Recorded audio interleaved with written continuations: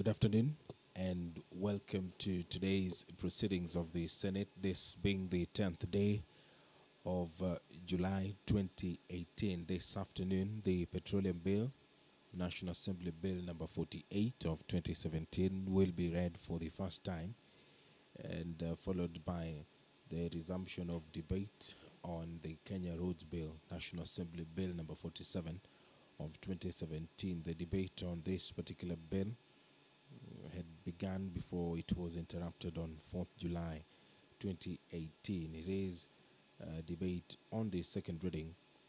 Thereafter, the public participation bill will be debated. Debate on that had already begun, and after that, the disaster risk management bill, Senate Bill number 8 of 2018, will also be debated. The retirement benefits deputy presidents and designated state officers amendment bill, Senate Bills number 2 of 2018, is also in the order of business. That particular bill should be debated for the second reading. That bill has been authored by Narok Senator Ledama Olekina. The county statistics bill, Senate Bills number 9 of 2018, is also in the order of business this afternoon. This particular bill has been authored by Senator Farhia Ali Haji, and it is scheduled for second reading. Other bills scheduled for this debate for the second reading are the Physical Planning Bill, National Assembly Bill number 34 of 2017, the Irrigation Bill, National Assembly Bill number 46 of 2017, the County Government Amendment Bill, Senate Bills number 13 of 2018, has also been scheduled for debate for the second reading. There will be a resumption of debate which was interrupted on 7th June 2018. The balance remaining is 1 hour 48 minutes. This particular debate is on a motion seeking for the registration of persons with disabilities. This particular motion was moved by the Senator for Vihiga County, Senator George Kaniri, that aware that the National Council of Persons with Disabilities was established through the Persons with Disabilities Act of 2003. Further aware that registration of persons living with disabilities is a function of the National Council for Persons with Disabilities. Also aware that persons living with disabilities are estimated to be about 10% of any given population. Cognizant that for purposes of registration of persons living with the disability, it is a mandatory requirement for one to undergo medical examination by a registered medical officer in a registered and certified health facility. The Senator is concerned that of the nearly 4 million Kenyans living with disabilities who reside in Kenya, there is a very small fraction of the number which is duly registered, aware that medical services are now a devolved function. The Senator is further concerned that without proper registration, many persons living with disabilities are denied services because they lack the necessary proof of disability.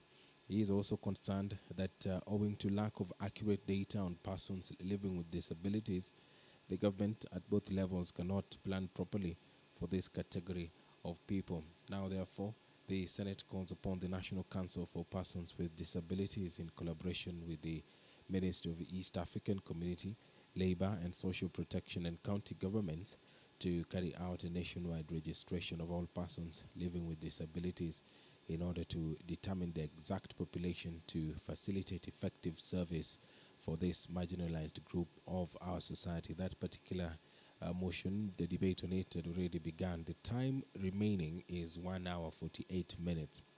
Thereafter, there will be debate on another motion by the Senator for Isiolo County, Senator Fatuma Dulo, and this particular motion is with regards to flood situation in the country, that the Senate calls upon the national government to develop a lasting framework to permanently address the challenge of effects of floods by, among other things, developing and enforcing regulations for preventing the obstruction of riparian reserves and natural water courses, and preventing and regulating the construction of informal settlements and ensuring prevention of construction on low-lying areas and floodplains, and further that the relevant government agency to execute this task submits a report to the Senate within 3 months of the adoption of this particular motion. Another motion appearing in the order of business this afternoon is on the need to review and evaluate the state of education in northern Kenya. That particular motion will be moved by the Senator Abdullahi Ali. Another motion is the need for standard policy regulation for construction and maintenance of rural access roads. That particular motion will be moved by Senator Sylvia Kasanga, that the Senate calls upon the Ministry of Transport, Infrastructure, Housing and Urban Development to develop and adopt standard policy regulations prescribing modern, eco-friendly and inexpensive technologies. On your screen is the base, followed by the Senate Speaker, Kenneth Lusaka.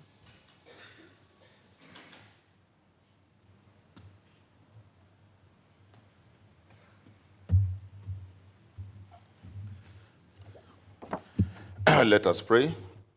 Almighty God, we beseech you to behold with your abundant favor and blessings as your servants whom you have been pleased to call to leadership positions in this republic. We seek guidance to treat and consider all matters that shall come under our deliberations in so just and faithful a manner as to advance the peace, prosperity, and welfare of our country and of those whose interests you have committed to our charge. Amen.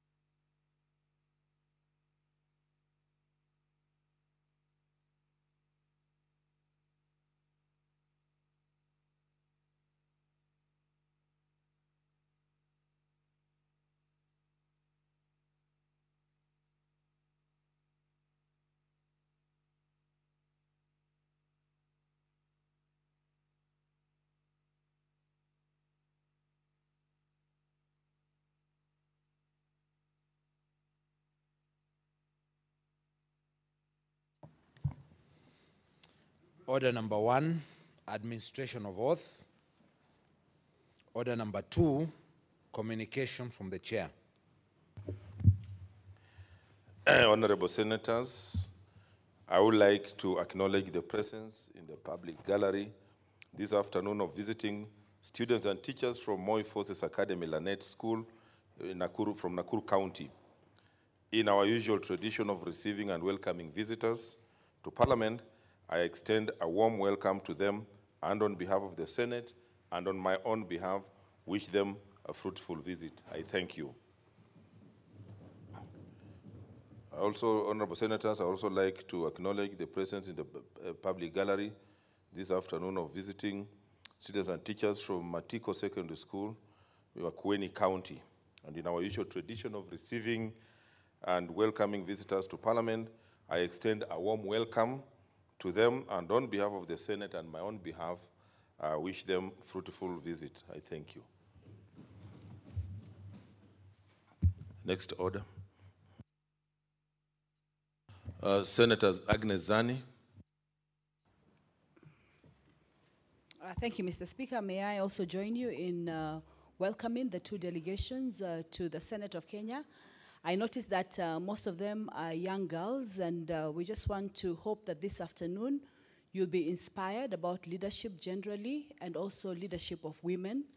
Mr. Speaker, we need the girls of Kenya and the women of Kenya to continue to play their roles in leadership, to address the issues that affect young girls and women, and to create a level of development that will make all of us proud in this country, addressing social issues, economic issues, political issues. As we debate this afternoon, Mr. Speaker, the guests will realize that we're looking at issues in counties, because as Senate, we're here to protect interests of counties, especially in this realm of devolution. Mr. Speaker, I join you to welcome them. Thank you. Thank you, Senator Olekina. Mr. Speaker, sir, thank you. Likewise, I'd like to welcome the students to the Senate. And Mr. Speaker, sir, it is important to note that currently we're experiencing a big problem in this country because of either fear for exams or fear for the unknown. And we want to encourage the students that the last year of school should not be a year for you to try and destroy your future. It should be a year for you to prepare for what is unknown.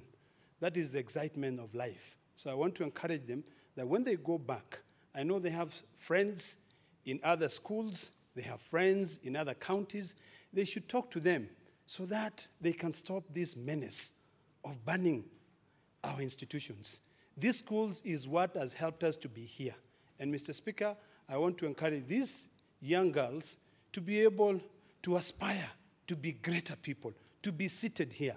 And the only way that they can be able to come and sit here is by them beginning to become responsible at the early stage, which is in high school.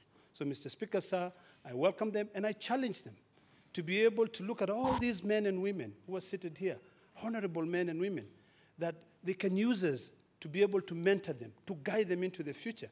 Because we are who we are because somebody loved us. We are who we are because somebody took care of us. And we are here because people believed in us. So when you start showing that responsibility in school, then this country is going to be a good place. Thank you, Mr. Speaker, sir. Senator Wambua Enoch. Thank you, Mr. Speaker, for this opportunity. I also want to join you and my colleagues to welcome the students who are paid as a visit today. Mr. Speaker, I want to just reiterate what Senator Lendama Olekina said, that as we experience this wave of crime in schools, Mr. Speaker, I want to encourage the girls who have visited with us today that no matter what situation they face in school or at home, tomorrow is always a better day. They need to just persevere and confront the issues that they face. And the Cabinet Secretary responsible for education has pronounced herself on this matter. And she has said that students who are found to engage in misbehavior, including destruction of property, that behavior will become a record in their living certificates, and it will follow them all the days of their lives. The Speaker, I encourage the girls as they visit us today to follow the proceedings and be inspired and aspire to join leadership as we did in the best interest of this country. I welcome them, Mr. Speaker. Thank you.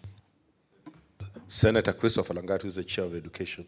Thank you very much, Mr. Speaker, for allowing me this opportunity also to join you and my colleagues in welcoming the students in the gallery. I want to encourage the students that this is your time to prepare your future. As you can see, all of us here were once students, and we didn't even get an opportunity to come to the place that you are in. And you can learn a lot from this particular, from your visit to this particular Senate. As the Chairman, Senate Education Committee, I want to encourage you and tell you that discipline is core for your success.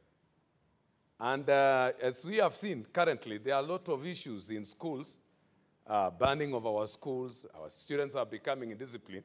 I want to tell our students, the girls in the gallery, that drugs is a reality in schools. So many times we go to schools and we have realized that there are so many people peddling drugs to schools, and cheap students can easily engage themselves into drugs, hence becoming destructive and destroying themselves. So I want to encourage the girls in the gallery that you have a future, be disciplined in your school, engage yourself in debates, the way we are doing here, and this great house awaits for you in the future. Welcome to the Senate. Thank you very much. Honorable Senators, I would also like to acknowledge the presence in the Speaker's Gallery, this afternoon of a visiting executive from Google USA, Mr. Daniel Oletinga, in charge of ICT delivery at the Office of the Chief Information Officer, CIO. Mr. Tinga is currently in Kenya to strategize on ICT capabilities and enablement for both government and private sector.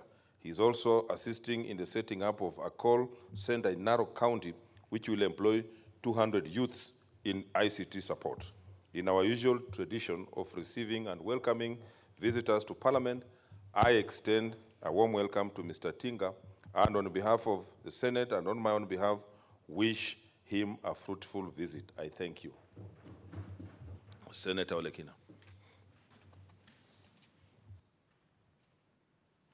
Thank you too, Mr. Speaker, and I would also like to welcome my good friend Daniel Oletinga for the good work that he's doing in ensuring that these students have a bright future.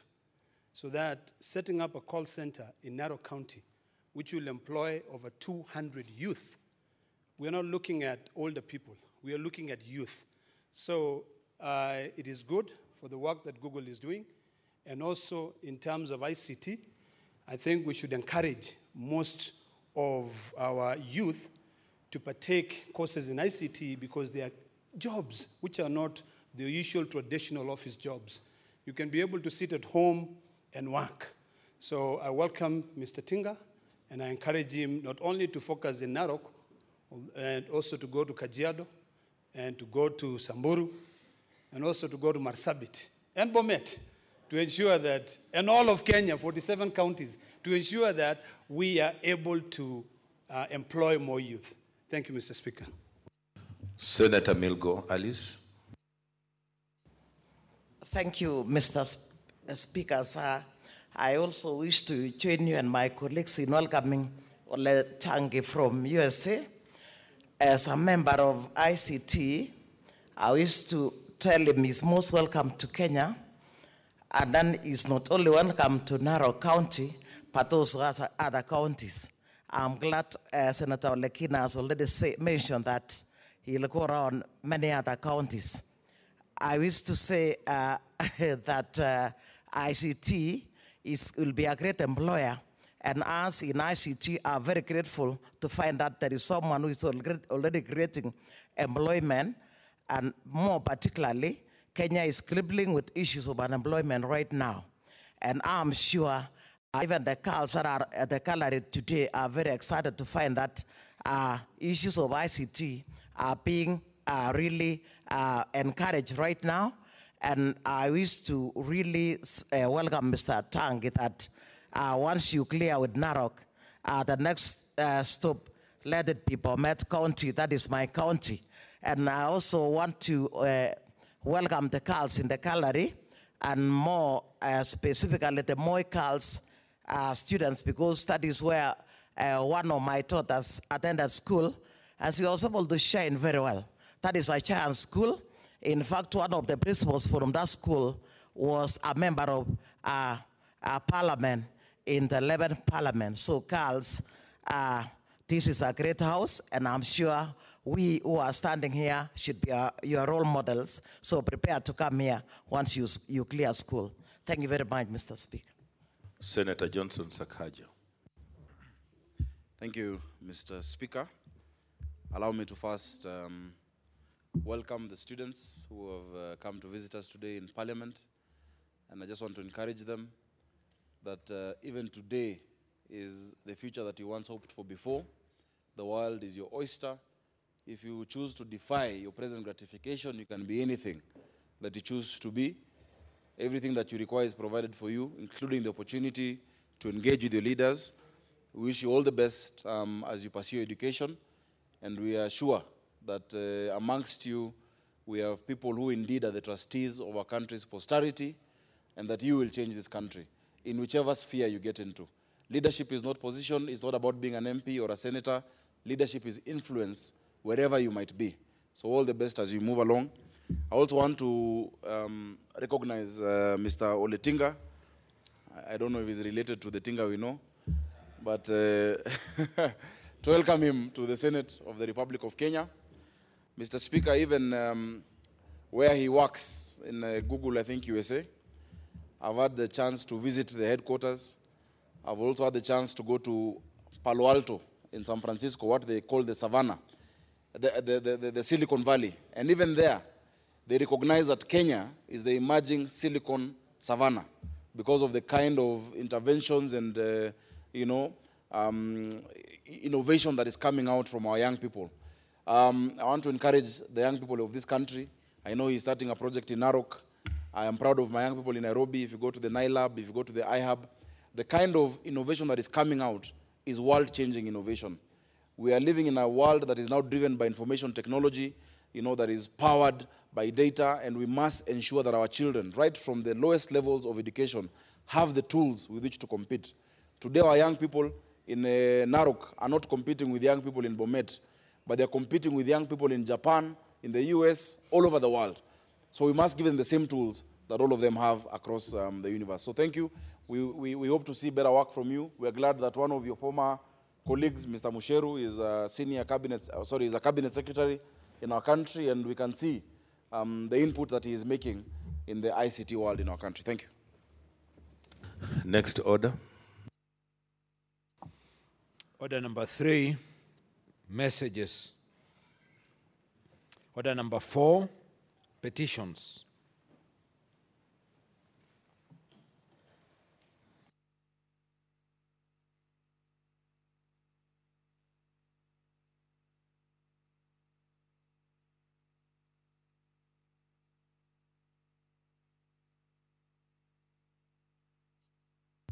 Senator Sakaja.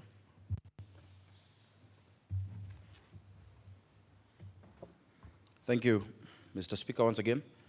Mr. Speaker, I'd like to present a petition on behalf of Nairobi traders. Petition to the Senate concerning the fight against counterfeit and contraband goods in Kenya, as well as challenges they are facing. We, the undersigned citizens of the Republic of Kenya and members of Nairobi Importers and Traders Association, draw the attention of the Senate to the following. 1, that we fully support the government's efforts in the fight against counterfeit and contraband goods in Kenya. 2, that importers and small traders have employed millions of Kenyans and continue to be a major source of employment and a major contributor to the growth of the economy. 3, that most of the imports comprise goods that are essential but not manufactured in our country. 4, that we have the following grievances which we wish to have addressed by the Senate. 1, infiltration of the import and retail business by foreigners. The space previously occupied by small-scale importers and business is being gradually taken over by foreigners, predominantly from China, who are edging out locally owned businesses and farms from the sector and even involving themselves in hawking. 2, undue harassment by government agencies and officials. The small-scale importers and traders are subjected to frequent, undue and unnecessary inspections and raids by government officials, both from the national and county government, even where goods have already been inspected and certified at the ports of entry. This has adversely affected the ability to undertake business. Blanket destruction of imported goods at the ports of entry. Government agencies are increasingly resorting to destruction of entire containers of goods, even when only a few items have been found to be suspect. This has affected small traders who normally pull together and consolidate their efforts to import goods in one container. Flexibility of the Certificate of Conformity Regime, COC. At the moment, local traders and importers are required to produce certificates of conformity issued from foreign agents. We propose that this be revised to have in place local certification measures, which will also reduce the cost incurred by businesses. Time taken to clear goods at the ports of entry. Majority of small-scale importers and traders use bank loans to purchase and import goods on the understanding that once these goods are sold, they will repay the loans. This is compromised when the clearance procedures at the ports of entry take too long, meaning that these traders default on their loans and are subjected to auctioning of their goods and closure of business. Requirement for separate bills of lading for each trader. Due to the small volumes that each trader imports, majority of traders are forced to share containers, in which case a single bill of lading is issued for all the goods in the container. The introduction of a requirement that each trader must produce a separate bill of lading would push small-scale importers and traders out of this business. Time frame for implementation of new policies, regulations, and requirements. On most occasions, the small-scale importers and traders are not consulted during development of new policies and regulations, and they only see KEPSA and big organizations being represented. Further, when these regulations are published, traders are not given sufficient time to comply with the new requirements, thus incurring great losses. There should be a window period of at least 1 year for implementation of new policies to enable small importers and traders comply. On the same issue, they appeal that goods which are being held at the port as a result of implementation of these new measures be released. There is also need to educate traders and give civic education on the specific standards, requirements for each category of goods. H, criminal cartels and enterprises frustrating small business owners and interests. Small-scale importers and traders have been victims of criminal cartels, including people purporting to be agents for branded items.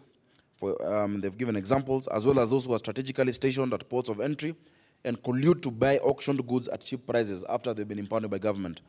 5, that we have made the best efforts to have these matters addressed by relevant authorities, and that none of these issues raised in the petition is pending in any court of law, constitutional, or any other legal body.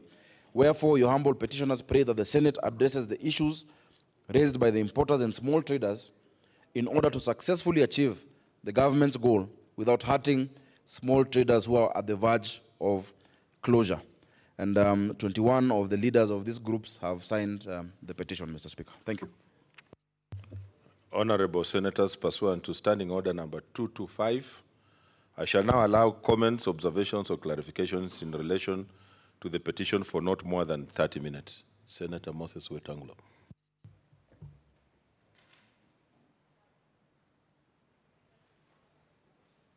Thank you, Mr. Speaker. Mr. Speaker, I allowed the Senator for Nairobi for bringing this petition on behalf of small traders. Mr. Speaker, this is one country, our country, Kenya, where the small trader is least valued. Yet, Mr. Speaker, if you go to places where there is even no government, it's NGOs that run the lives of people, you'll still find small traders toiling and moiling day and night to make sure people access goods. Mr. Speaker, in my long career as a legal practitioner, I have been very close, particularly to the Somali community. And Mr. Speaker, the point that he has raised that has made me come to speak to this, you will find, Mr. Speaker, a container of, or a consignment of 50 million Kenya shillings. And the biggest investor in that consignment will probably be 2 million. It will be a whole range of people. Some have imported goods worth just 100,000, 600,000, a million, 1.5, aggregating about 50 million in one consignment.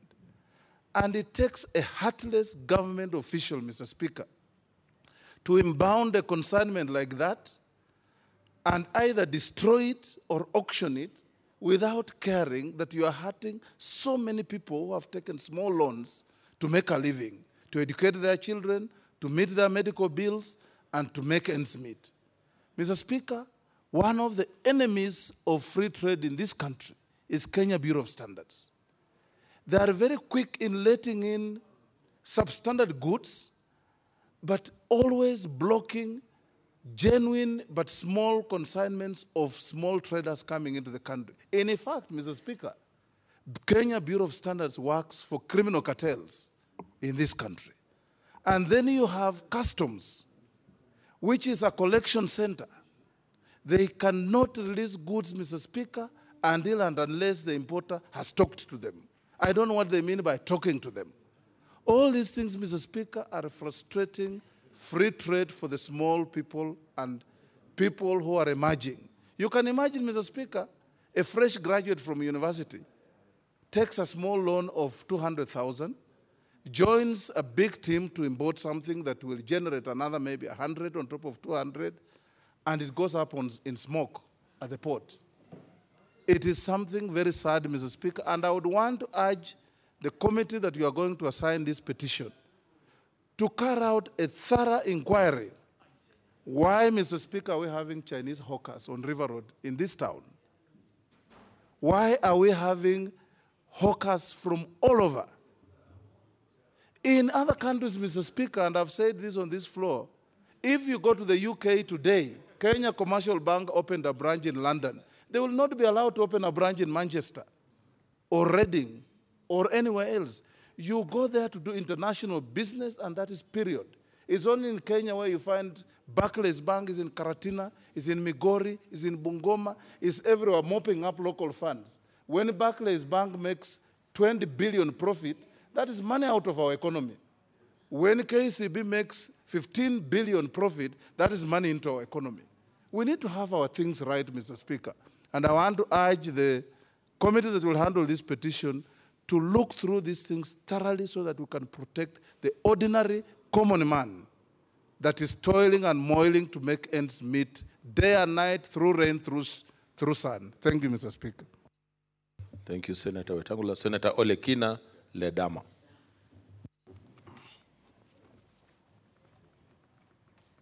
Thank you, Mr. Speaker, sir. Mr. Speaker, sir, I still wonder why I rise to support this petition first, which is brought by the good senator from Nairobi, on behalf of the small traders. But Mr. Speaker, sir, it begs a big question as to what is the job, or even the city council, or the county council, or the county government of Nairobi in licensing small traders. Mr. Speaker, sir, we should not be having foreigners, Chinese, who, if we are not careful, if one day we have 1 million ladies from China here, or 1 million young men from China here, before we realize our entire population has been converted into becoming Chinese. This is very serious, Mr. Speaker, sir. Mr. Speaker, sir, the challenges that we are facing in this country has got to do with the issue of protecting the integrity, the future of this nation as Kenya. I know my good friends find amusement in this, but we should all be very patriotic. We should defend our country called Kenya. We should be able to ensure that if, because of our high expenses in this country, the cost of living in this country has completely skyrocketed, Mr. Speaker, sir. If someone is not able to get a job because there are no jobs to be given, they should be free to be able to sell their products here. But, Mr. Speaker, sir, when these people go out there and sell their products, they have no clue about pre-shipping inspection, which is something which is mandated by KRA before any goods are brought into this country. Mr. Speaker, sir, I sympathize with the small traders, but I also would like to challenge them to be able to seek guidance from the departments that we have in this country. There's no reason as to why an entire container should be destroyed. In fact, what should happen is that if that container contains any part that is considered to be counterfeit, the person who should be punished is a person who is tasked by inspecting those goods before they are shipped. You know, I mean, Mr. Speaker, sir, we have these PSI services. They are supposed to ensure that these risks do not fall into the people who cannot be able to pay for them. It saddens me when I'm driving to Narok and the person who is selling me maize on the roadside is a Chinese. Then I wonder, what happened to the people who live in Maimahiu? They can no longer sell corn or maize. They can never roast their maize. So I think this petition should not only be limited to this issue of counterfeit, but it should also expand to the work that the Nairobi County government is doing in licensing those small traders. We want people to come into this country who can be able to support this economy. That petition should also extend to see what kind of work permits are being issued by the Ministry of Immigration. Because for you to be in this country and to be free to move around with your products, it means that you have been licensed, you have been given a permit by the Ministry of Immigration. So it should not only be limited to those goods. It should extend to the people who are licensed, number one, to be able to pre-inspect the goods before they leave their country. It should also be extended to look at what the job of Kenya Bureau of Standards is doing.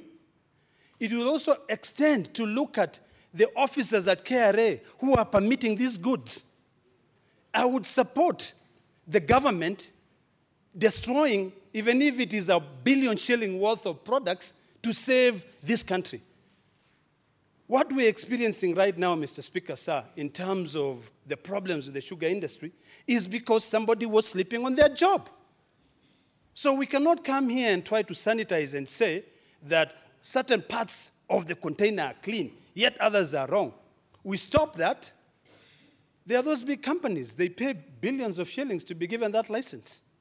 So, Mr. Speaker, sir, I support this petition, and I hope that the committee, which will be tasked to investigate this matter, will go further and look at all those agencies that I've mentioned here so that we can be able to actually have a solution to our hawkers in this county of Nairobi. Thank you, Mr. Speaker, sir. Senator Kasanga Sylvia. Thank you, Mr. Speaker, for giving me this opportunity. I rise to support that petition brought by our senator from Nairobi. And I have to say that it is indeed very sad because small traders are mostly youth.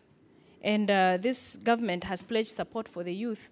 So I don't understand why these agencies are very quick to fight the youth. In fact, you'd be expecting that they would be organizing them, to sort of solve their problems or making them, their business more, efficient and effective as opposed to fighting them.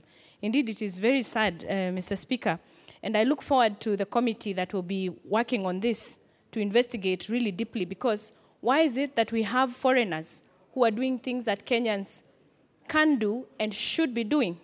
In fact, it's a question that I'm raising further in a motion that I want to raise, because we see it also in the construction industry. You see a lot of foreigners doing what Kenyans can do and what Kenyans should be doing. And what our agencies should be doing is protecting the population, protecting the youth, and ensuring that our youth have a lifeline to start their livelihoods when they leave school. So I really support this motion, and I thank the senator for bringing it, of course, and I look forward to the committee that will be working on it. Thank you, Mr. Speaker. Senator Samson Cherargei.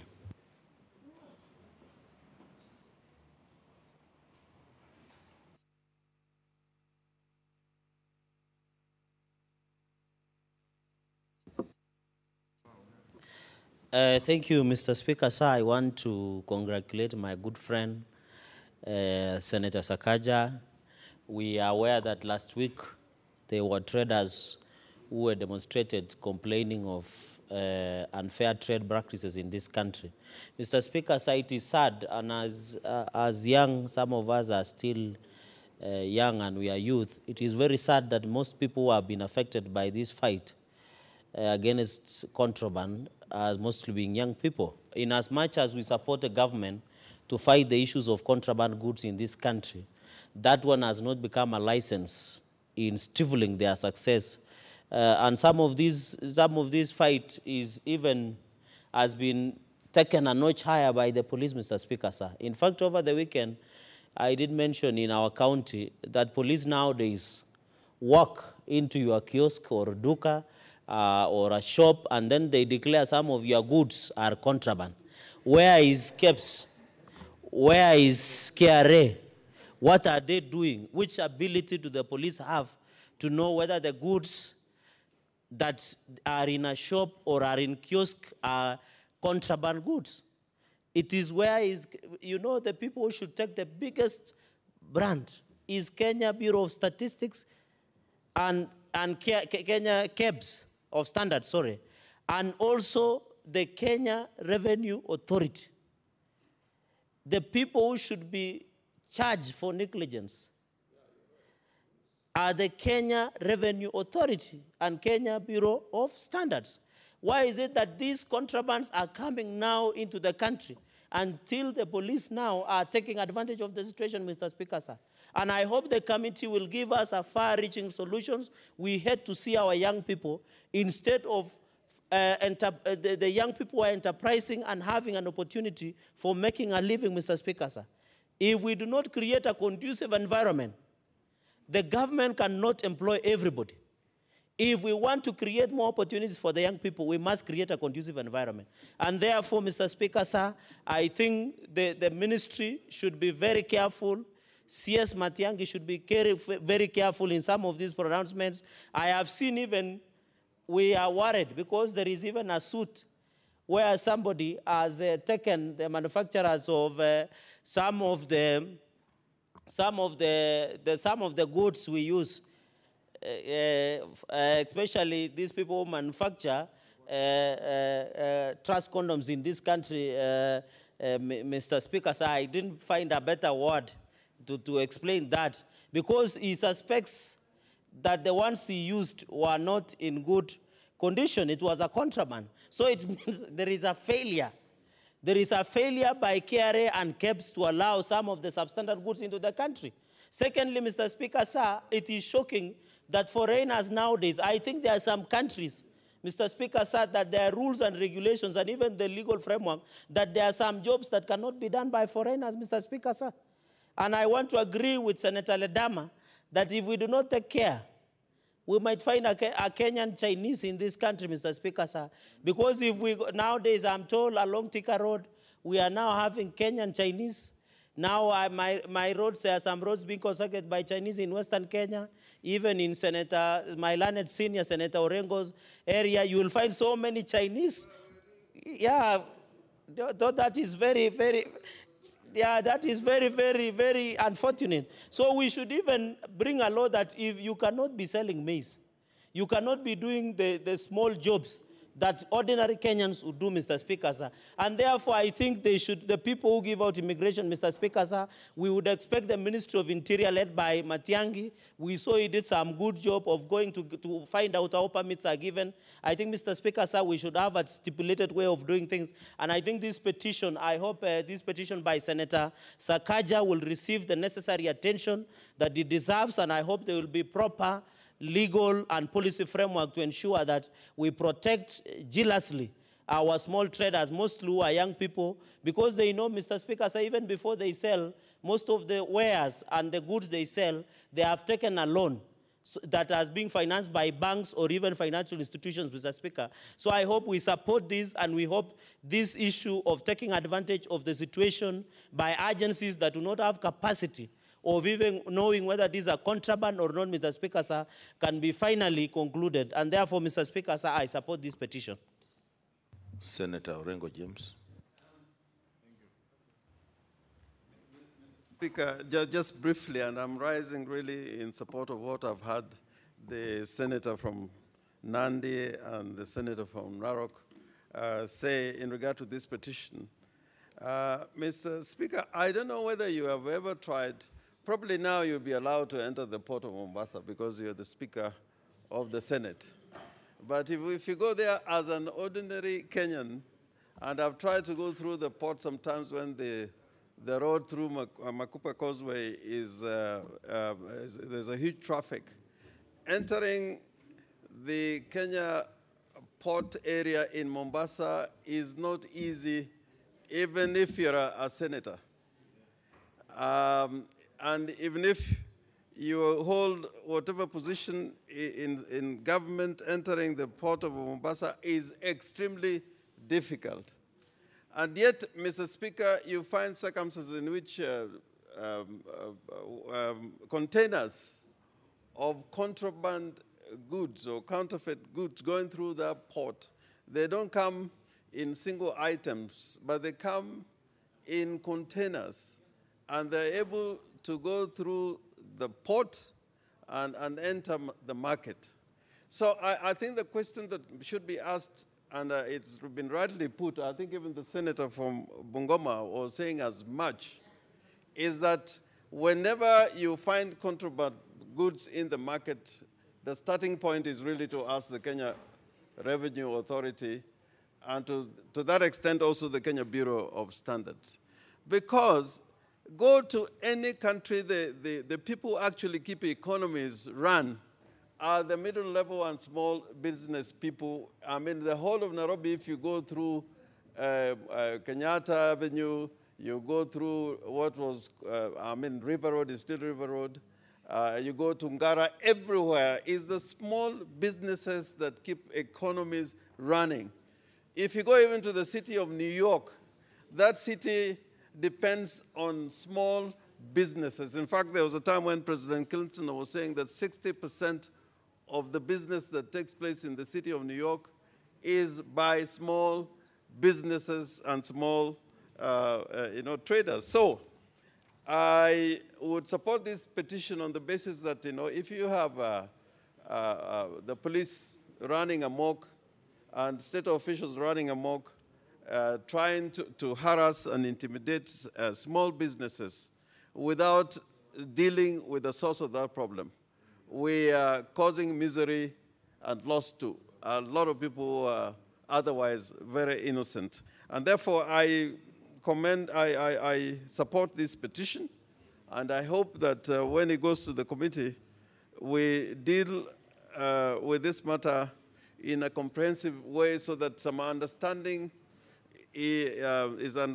comes out of why some of these things are happening. And Mr. Speaker, I've been in a situation where somebody who imported medical equipment and he had all the papers, and to see all that being banned in the name of being counterfeit.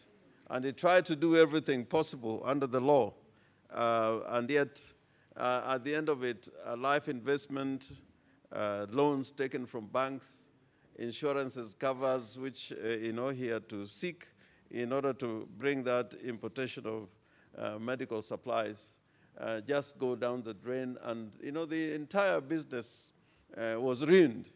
And therefore, we are doing a great service if we can protect small business and small traders. They may look like they don't matter, but if you look at the city of Nairobi as a whole, from end to end, really what keeps the economy going are these small businesses.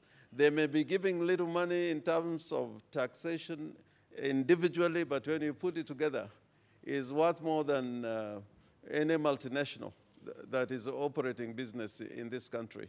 It's just like farmers also. If you look at tea, maize, it is a small farmer, although we were told that in paying farmers, some people out there would prefer, paying the bigger, the people who are the bigger suppliers who can supply many bags that require a week to unload, and yet they can unload overnight and get paid.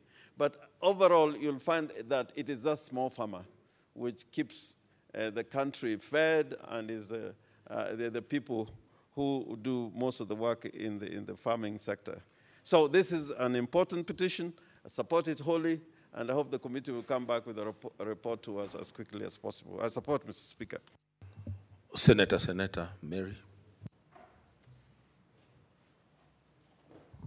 Thank you, Mr. Speaker. I also want to add my voice on this very important petition by saying that allowing counterfeit products into our markets is an economic crime which is committed against the businessmen and citizens of this country. And also the pretense of fighting this fight on counterfeit products on expense of our young people and our small stakeholders is also another crime. Our young people should not be fought on pretense that people are fighting counterfeit products entering into the country by not being very serious on those big traders who are importing everyday counterfeits to products to this country. I therefore want to urge the Super Senator of Nairobi to go further. Once this petition is presented to the committee should first look into the capacity of cabs. I think if there is a government agency that is punishing this country and also letting this country down, is KEBS. And therefore the committee should investigate the capacity of KEBS, whether they are even able, do they have the capacity to look into the standards of products that are entering into this country and the products that are being sold in this country. Do they have even the competence? And on what policies and regulations are they enforcing some of the weird and careless restrictions we are seeing them implementing? In fact, when we were talking about the sugar, the sugar importation, which was said to be having mercury and contaminated, the committee that was investigating this, I thought the first thing we could see as a recommendation from that committee was to dissolve or dispense these KEBS or investigate, because it's the one that is letting this country down. And therefore the committee should also not let us down. They should look into this petition very seriously, not only counterfeit products in terms of those ones that have been refused to enter into the country. Protecting the oil in the hope that development will be accelerated in the country. It will only be fair that they nimeshikanisha tena. Naona nimeshikanisha tena. At least itaendelea from there. The same stream. The country's future economy cannot be overstated. These ongoing conflicts are likely to hurt the steps that have been taken in oil exploration. Honorable Speaker, the discovery and exploration of oil in most countries in Africa is a blessing and curse at the same time. Like Kenya,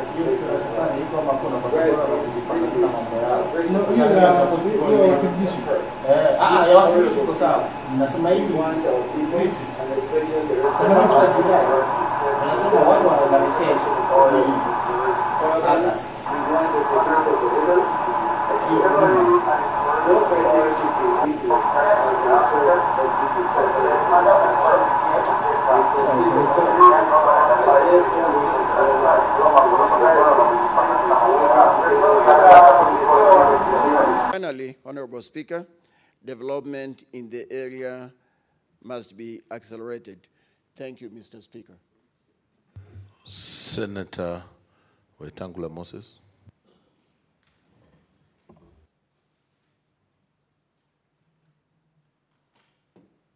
Thank you, Mr. Speaker. Mr. Speaker, I rise to join the distinguished senator for Turkana County in the statement he has made about insecurity in his county.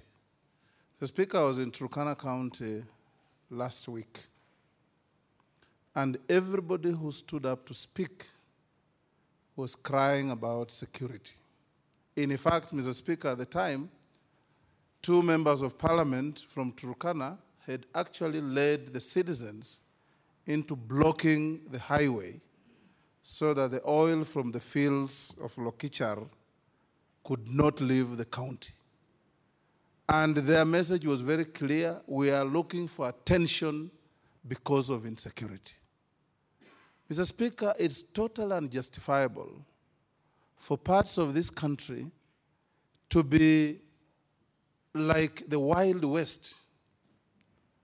Turkana, Samburu, Mr. Speaker, parts of West Pokot, Baringo, people live as if there is no structure of leadership to protect them.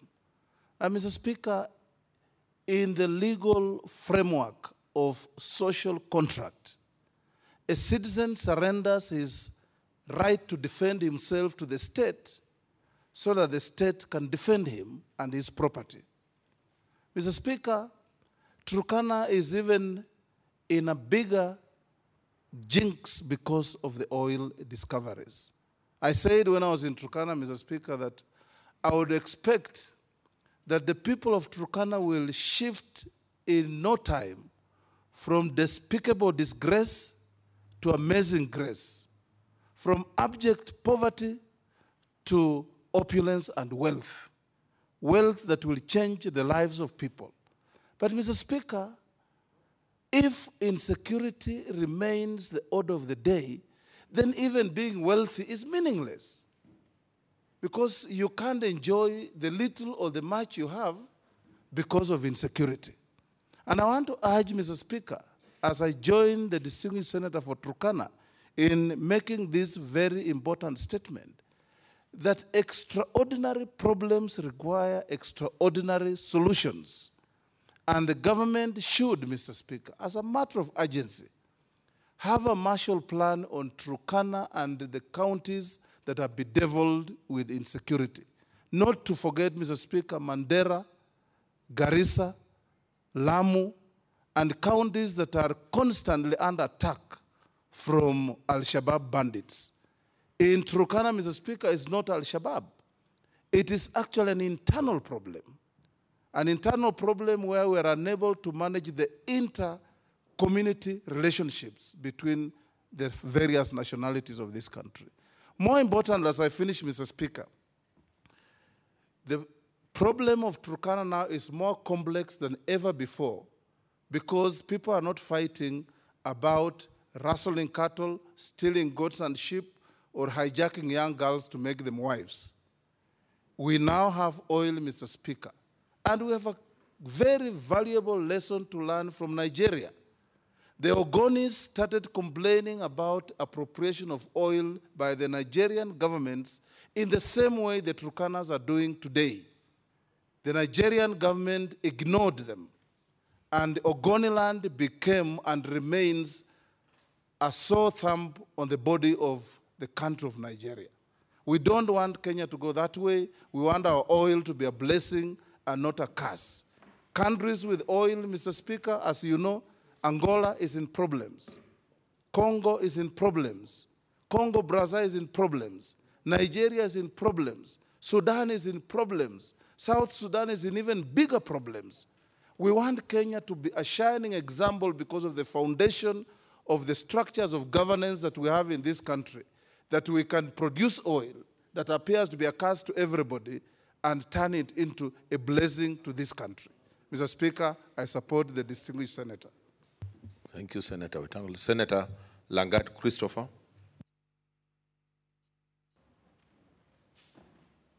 Thank you, Mr. Speaker. I would like also to support this particular statement. And it is interesting, Mr. Speaker, that at the point of this time, for very many years, right from when we were young and in school, we used to hear of insecurity in Turkana. These people are insecure economically. This is a semi-arid region with a lot of challenges. And then they are also insecure when it comes to education. Their children are very much unstable to learn. Though they have been hard working in education, there are some years that they used to lead in the country, despite all these particular challenges, Mr. Speaker. I want to say that this particular insecurity has risen to higher levels, from cattle rustling now to interfering with their God-given oil in Turkana, which everyone hope that this will open Turkana County for greater development and economic stability. But if insecurity is becoming a threat to this particular economic growth in Turkana, I tend to think that our government needs actually to lift up their security measures in this particular county. And I want to say, Mr. Speaker, that it is possible to control, it is possible to put measures and control insecurity in this country. We have got enough security personnel. But I tend to think that the starving, when it comes to matters to do with security, as a problem. More often than not, they send people who are not experienced, young people from college maybe. More often than not, people who are sent to those places are people who are actually indisciplined, who have become problematic in other places. Those places has been set as superior, which we used to learn in school, for punishing the indisciplined security personnel. I tend to think that the CS in charge of security must put down measures to make sure that security in this particular county and the whole country is taken seriously, particularly now that the oil will be actually an economic value to this country at large. So I want to say, Mr. Speaker, that it is high time that security matters are taken seriously in this country so that we live secured. If we are not secure in our country, where else shall we go to get security, surely?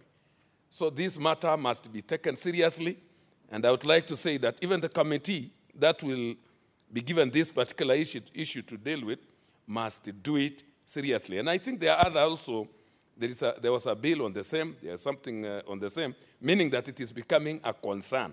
This security matter must be taken seriously by our government, and particularly this House. We must stand together to make sure that security comes to our country. There are other issues also that are bringing insecurity even to our places. Unemployment of the youths. Today you stand somewhere and you can really see. When we were coming from the funeral yesterday, the car that we were traveling from, we're coming from, it was flooded by young youths asking, give me 50, give me something. That even traveling became impossible. That makes also insecurity in every part of this country to become an issue. So I want to say, insecurity is becoming a matter of concern that should be addressed seriously. Thank you, Mr. Speaker. Leader of minority. I think the distinguished senator from Bomet has not understood some of the tools of Kenyan politics. If you are the speaker and you are stopping in Kisumu, you know what to do. And you'll be cheered. Mr. Speaker, this is a very important statement, and we commend this distinguished senator from Turkana. Mr. Speaker, sometimes resources like oil, as he has said quite rightly in his statement, can be a curse. And if you look at some of the countries with the greatest resources in the world, they are not necessarily the countries that are doing well. And there are some countries without mineral resources or even commodities which could be sold in international markets, which are actually not doing well, but there are countries which are just based on services, providing services and communications, and are doing quite well. If you look, Mr. Speaker, what is happening in the Democratic Republic of the Congo, one of the richest countries in the world, I dare say. The ordinary Congolese from that country cannot be proud of the wealth and resources of that country ever since they attained independence from the Belgians. And yet the colonial powers prize those countries because of their resources. Angola, even after getting independence from the Portuguese, which they had to fight for over years, still we cannot say that they are out of the woods. Mr. Speaker, in the northern part of Africa, where there was stability, like in Libya, although without democracy, the resources of oil are not giving the returns that Libyans expect.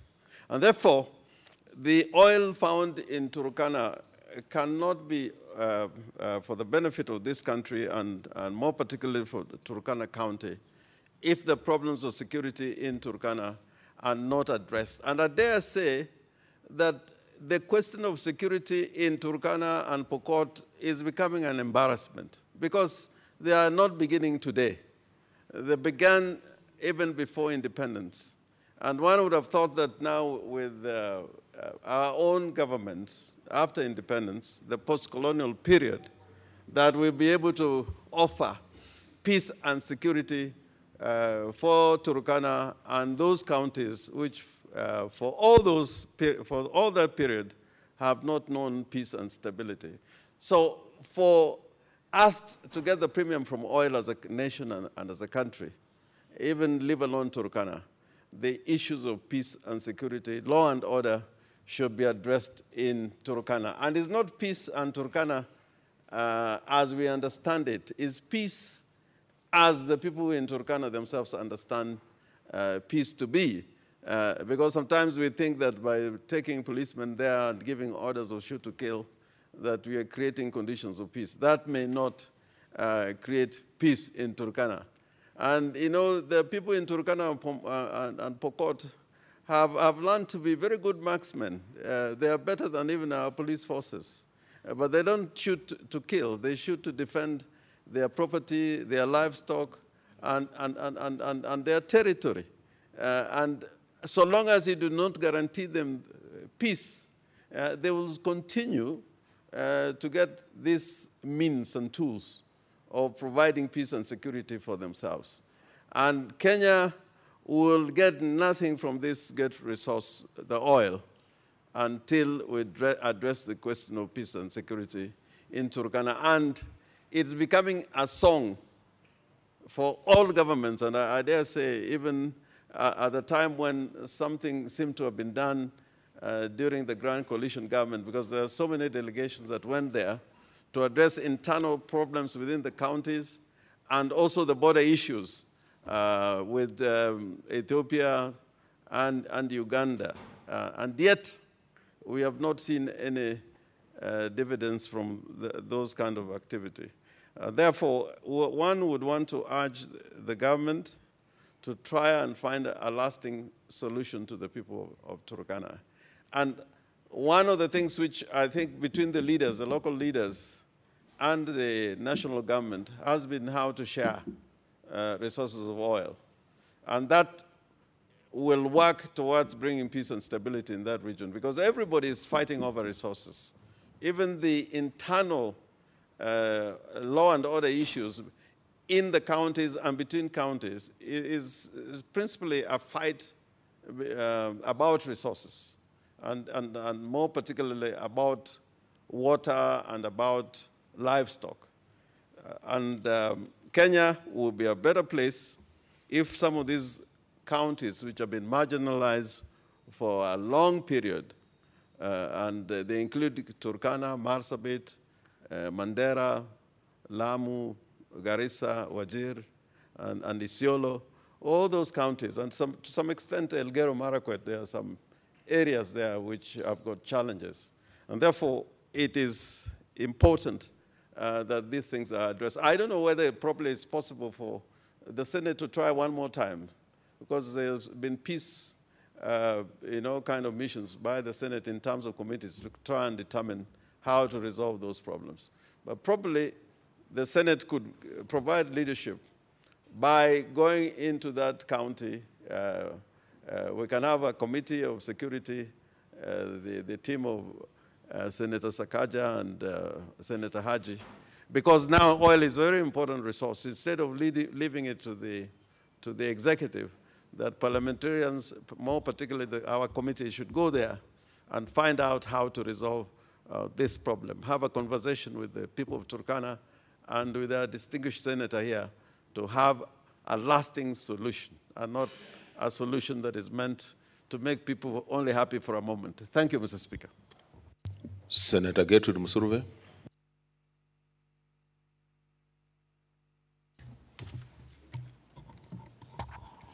Thank you, Mr. Speaker, for giving me an opportunity to contribute to this statement. I would like to thank Senator Malaki for this statement. And I want to say, Mr. Speaker, that oil is a very important commodity, and very few people are able to own oil. and they become really, really wealthy. And I want to say, Mr. Speaker, that when we look at this issue of oil, it is an issue that can help us as a nation. It is an issue that can also help the people of Turkana. The people of Turkana have languished in poverty.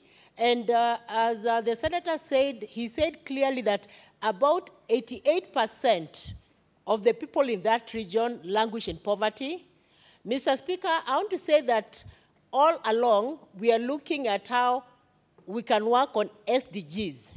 SDG number 1 states clearly, we have to look at ways of eliminating all forms of poverty.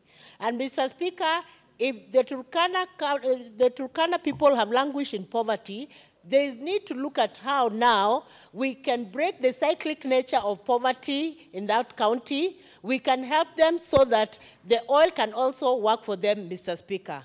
I want to say, Mr. Speaker, that the issue of insecurity, when you look at the Constitution, it is actually also, it undoes what our Constitution states. The Constitution says clearly in Article 43E that everyone has a right to social security. So there's need, Mr. Speaker, for security to be beefed up in the county so that people are secure, Mr. Speaker. And the senator also mentioned that a child was killed in the process. Mr. Speaker, it is a constitutional right, a right to live.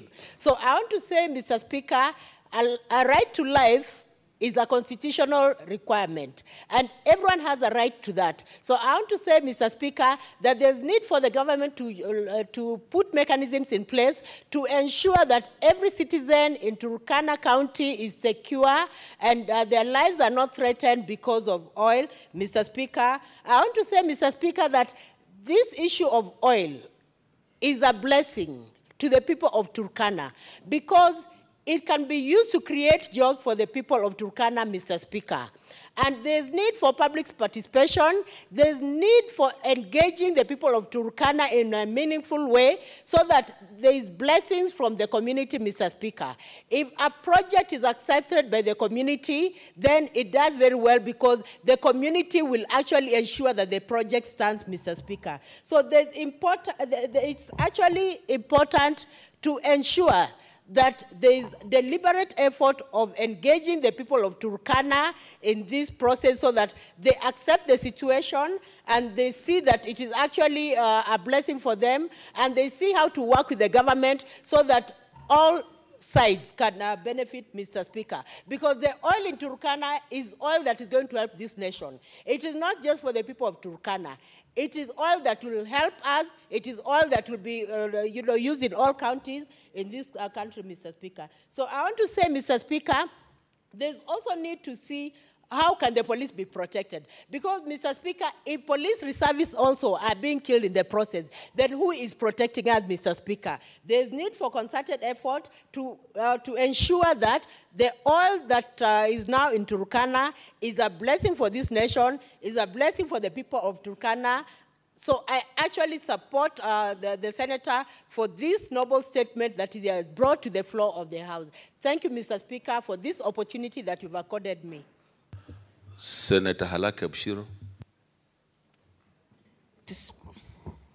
Thank you, Mr. Speaker. I'd like to support the statement by the Honorable Senator of Turkana, even though I'm a little saddened that we now only debate Understanding Order 46A, which basically means that we cannot really track outcomes of the discussions we very robustly and elaborately spend quite a bit of time on, and the fact that under the 46A, we can only hope that we can highlight issues and they get the attention, and sometimes you would be so kind as to commit these statements to committees, but I'm also wondering when we will now go back to at least having our statements under 46(2)B so that we may be able to track performance, we may be able to track some of the outcomes of what we have been crying for. That said, Mr. Speaker, I'd like to support Senator Malachi for bringing this. In the last 40 years, historical data shows that there's been a negative correlation between resource exporting countries' GDP, not all countries, of course, but the economic growth of certain countries. Now, there are countries like Norway that do have positive correlations, or countries in the Gulf that perhaps, because of the nature of their governments, which are monarchies, that do actually have perhaps a positive relationship, but we really risk as a country, if we don't do something about this issue that has manifested itself in the blockage of the trucks, that we may go down the resource costs that has been very elaborately talked about by senators before I did. Now, the reason why this is so, and it's in all the literature that there is that in every instance where there's no inclusivity, in every instance where the public hasn't participated sufficiently, then these kinds of things, these kinds of ugly incidences rear their head. Now, with regards to the natural resource-rich countries where they encourage efficient redistribution, then we don't see these things. But the problem of these things, and I know the Turkana people are very smart, they use this opportunity of the oil trucks to highlight their issues. But it's not necessarily, and maybe I stand corrected, it's not necessarily the oil that is a problem, or the transportation of the oil that's a problem. Is the other issues around insecurity, other issues around the fact that they didn't participate in some of these developmental decisions, and where it was clear the decisions were not taken into account. Now, some of the richest and some of the poorest countries, as I said, are of course the oil or resource-rich countries. But what I'm seeing happening in Turkana is extractive as opposed to resource sharing with their communities. In terms of what has been reported to us in the statement, if the local community is feeling pretty much spectators, they are not part of the tenders, they are not part of the job market, job opportunities that have been created, then we're definitely looking at a resource cost ingredient that is brewing, and therefore this country should do something, both from the ministry but also at the county level. We expect that something should be done before this escalates into a full-blown curse that has just been talked about. But more importantly, Mr. Speaker, as I said, I stood actually to request and to find an answer to when, in fact, then we will be reverting back to the sections that would ensure that we get some feedback, ensure that we get some outcomes out of these statements. It's all good for us to really articulately debate these issues, but if it's just for the gallery and for us to just not be able to measure what our debates have achieved, or measure what our statements are, what outcomes our statements are getting for us, then it seems to me really that this section 46A is really, I wouldn't say a waste of time, but really an exercise that cannot be measured, and therefore I would really wish that we look at the, reverting back to the section 46B that would give us an opportunity to execute and to look for results. I thank you for giving me the opportunity, Mr. Speaker, and I support the implementation, hopefully, and the commitment of this to a committee. Thank you, Senator Lake. Very shortly, we shall have a report on the way forward on statements under 46(2)B. The matter has already been discussed by the Procedure and Rules Committee of this House, and very shortly, that issue will be with the House in terms of way forward. Senator Olekina.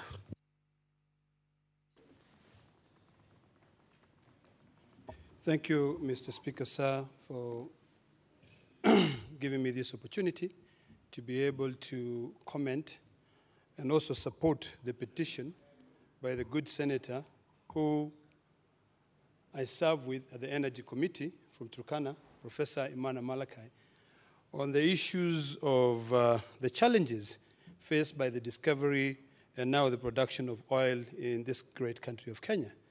Mr. Speaker, sir, the extractive industries is what will either help the Turkana people or is what will destroy them.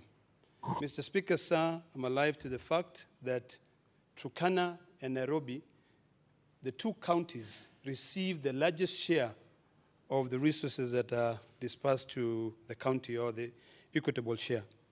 Mr. Speaker, sir, I note with concern that my good friend, Professor Imana Malakai, has indicated that Turkana is one of the poorest counties in Kenya. And for me, I beg to differ. Because, Mr. Speaker, sir, that was true when we did not have devolution. Mr. Speaker, sir, a county that receives almost the same amount that the capital city of this country receives should not be talking about poverty. We need to think about good governance to be able to take advantage of the extractive industries that sprang up with the discovery of oil.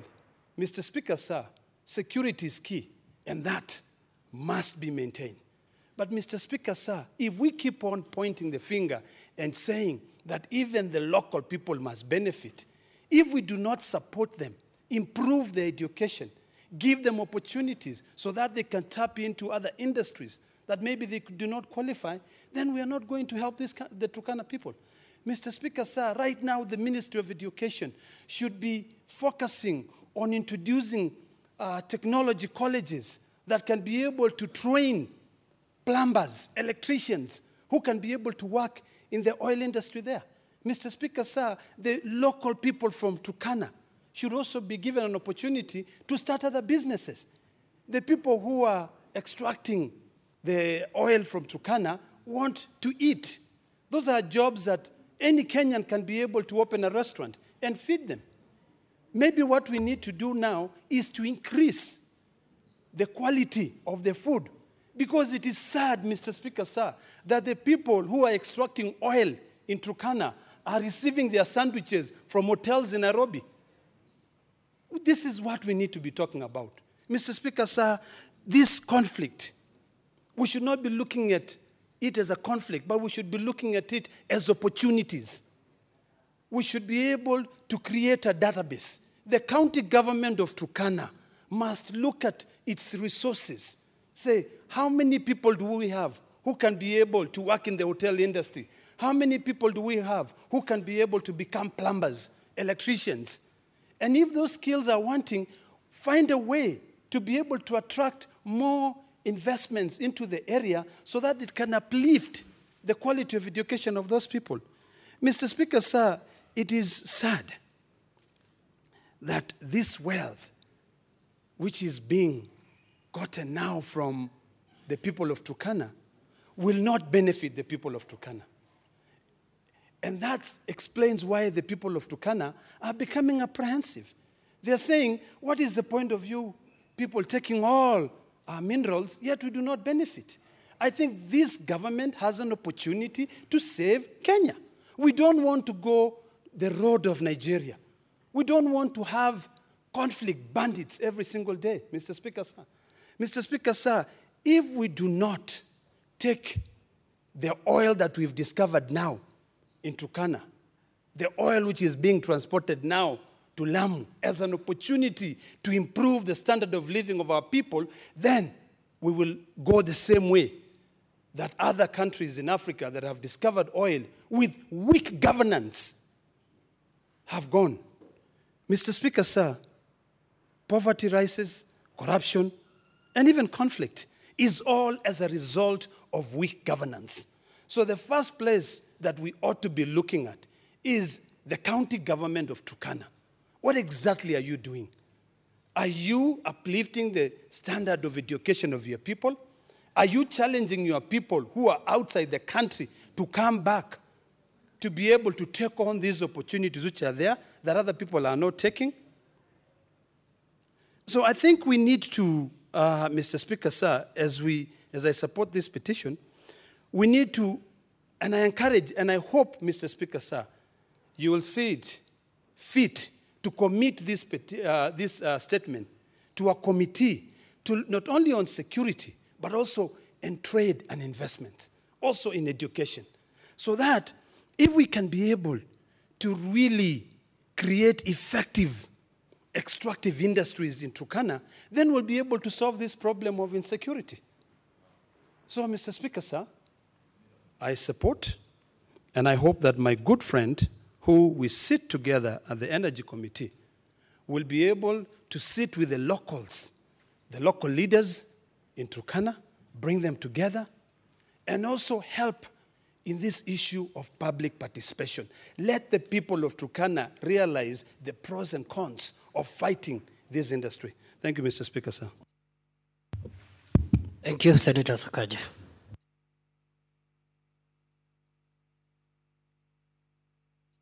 Thank you, Mr. Speaker. I want to thank Senator Imana for bringing this issue. And Mr. Speaker, it is quite poetic and timely that on the day the Senator for Turkana has brought an issue regarding the security of his people, his governor is busy talking about immunity of governors from corruption, prosecution. You know, it shows you the priorities, the difference in priorities. Whereas, if resources were used well, as Senator Olekina said, in that same Turkana County, we will not be dealing with some of these issues that we're talking about. Mr. Speaker, despite the absence of a clear provision in 46(2)(a) of our standing orders on how personal statements are treated, I want to undertake, on behalf of the Committee on Security, Defense and Foreign Relations, that indeed we will take this matter. It's part of our work plan in this second part of our calendar, to deal with the issue of cattle rustling, Mr. Speaker, throughout the North Rift counties, Mr. Speaker. So I know the improvements are coming on 46(2)(a) and the different amendments that will be brought, but we'll take up that matter, Senator Imana. And, you know, it is sad, Mr. Speaker, that this is an issue that we are not dealing with for the first time. I have previously led a delegation of the Senate and the National Assembly in the last parliament when I was chairing the Committee on National Cohesion and Equal Opportunities. We have gone to your county, Senator Imana, to Lokwar, Nakuse, in Turkana South. We've initiated, you know, and at that time it was working.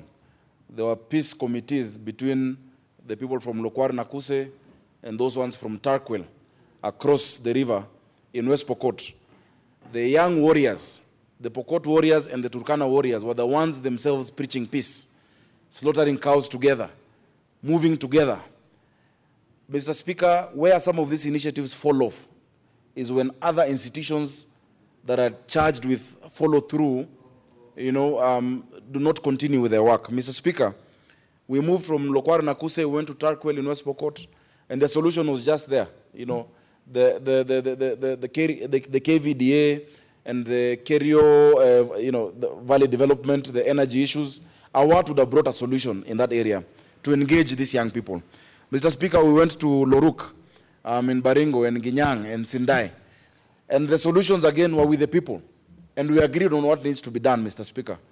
From there, we went to Baragoi in Samburu, where for the first time, Mr. Speaker, we witnessed in more than 50 years, the first peace deal between the Turkanas and Samburus of Baragoi. Mr. Speaker, there were certain agencies that were supposed to follow up that peace agreement, including the NCIC and the National Police. They did not do anything, and that peace deal has recently crumbled, Mr. Speaker. So even as we come back, because we are going to come to that area, and I hope the Senator will be there, your members will be there, and all the members of this House from those counties, Baringo, Samburu, West Pokot, Turkana, to begin with, we really urge you to support us in this work. Mr. Speaker, it is interesting that Senator Ledama and Senator Imana are members of the Energy Committee. The biggest opportunity for resolving the issues in the North Rift lie within your committee. If you look at the GDC, the geothermal trail starting from Nakuru County, moving up all the way. Mr. Speaker, that is where the greatest source of solution comes from. The byproduct of GDC, or of geothermal production of energy, is water, which is one of the biggest problems in these areas. Mr. Speaker, we had agreed with Simiyu, who was hounded out, a great man who was at GDC, who was hounded out of GDC, on how we will improve the leather industry in the North Rift through the byproduct of the geothermal exploitation in that area. Most countries are actually getting more money from leather than from the meat of these cows. We need to change the mode of engagement of our pastoralist communities. Mr. Speaker, these are issues that we must take up, and we're taking them up again as a committee. We also had proposed, Mr. Speaker, that these young people in those areas who have been handling the arms, and if you want to see what happens when a country resolves to deal with this issue, look at Uganda. Our neighbors have sorted out the issue of cattle rustling across the border. Mr. Speaker, these young people, if they go to NYS, if they go to the military and they go to the police, they will be a great source of solution. And we will use less money training them. We don't need to train them on how to shoot. They are much better than the young boys we send there from Nairobi, Kiambu, from even Western. They already know how to use this equipment. And they're saying, why is it that when you come for recruitment, when you come for recruitment, you take very few of our young people? Mr. Speaker, we also had proposed amendments to the penal code. The first amendment in the penal code indicates to redefine cattle rustling as a capital offense. You cannot have a situation where cows are stolen, women are raped, houses are torched, people are killed, and you tell people, ita wazee waonge, in quotes. It cannot be that. We must call it for what it is, the capital offense. So, Mr. Speaker, as I finish, I want to commit that the Committee on Security is taking up this matter. Kindly allow us to follow it within our work plan. So I will not say 2 weeks or 3 weeks, but within our work plan, which I will engage with you on, we're taking up this matter and we will move forward. And I wish, Mr. Speaker, that someone gave a statement, preferably the leader of majority and in his absence minority, on the very ridiculous statement we've had from governors today, saying that they must be immune from corruption. I'm happy I didn't see Governor Mike Sonko there of Nairobi. I don't know what your governors were doing there. We must challenge that issue. Article 143 does not provide for governors immunity. If they're corrupt, they need to be jailed.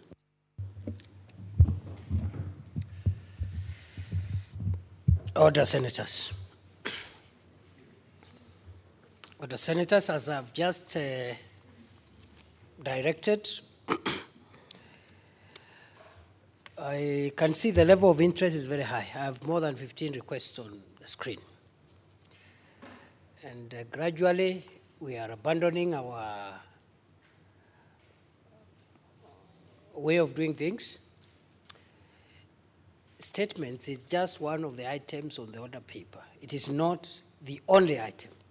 And as I've said, going by practice, the time for statements is regarded as statement hour, specifically to constrain the Senate to take not more than an hour in that agenda so that other items can be addressed. Senator Junior.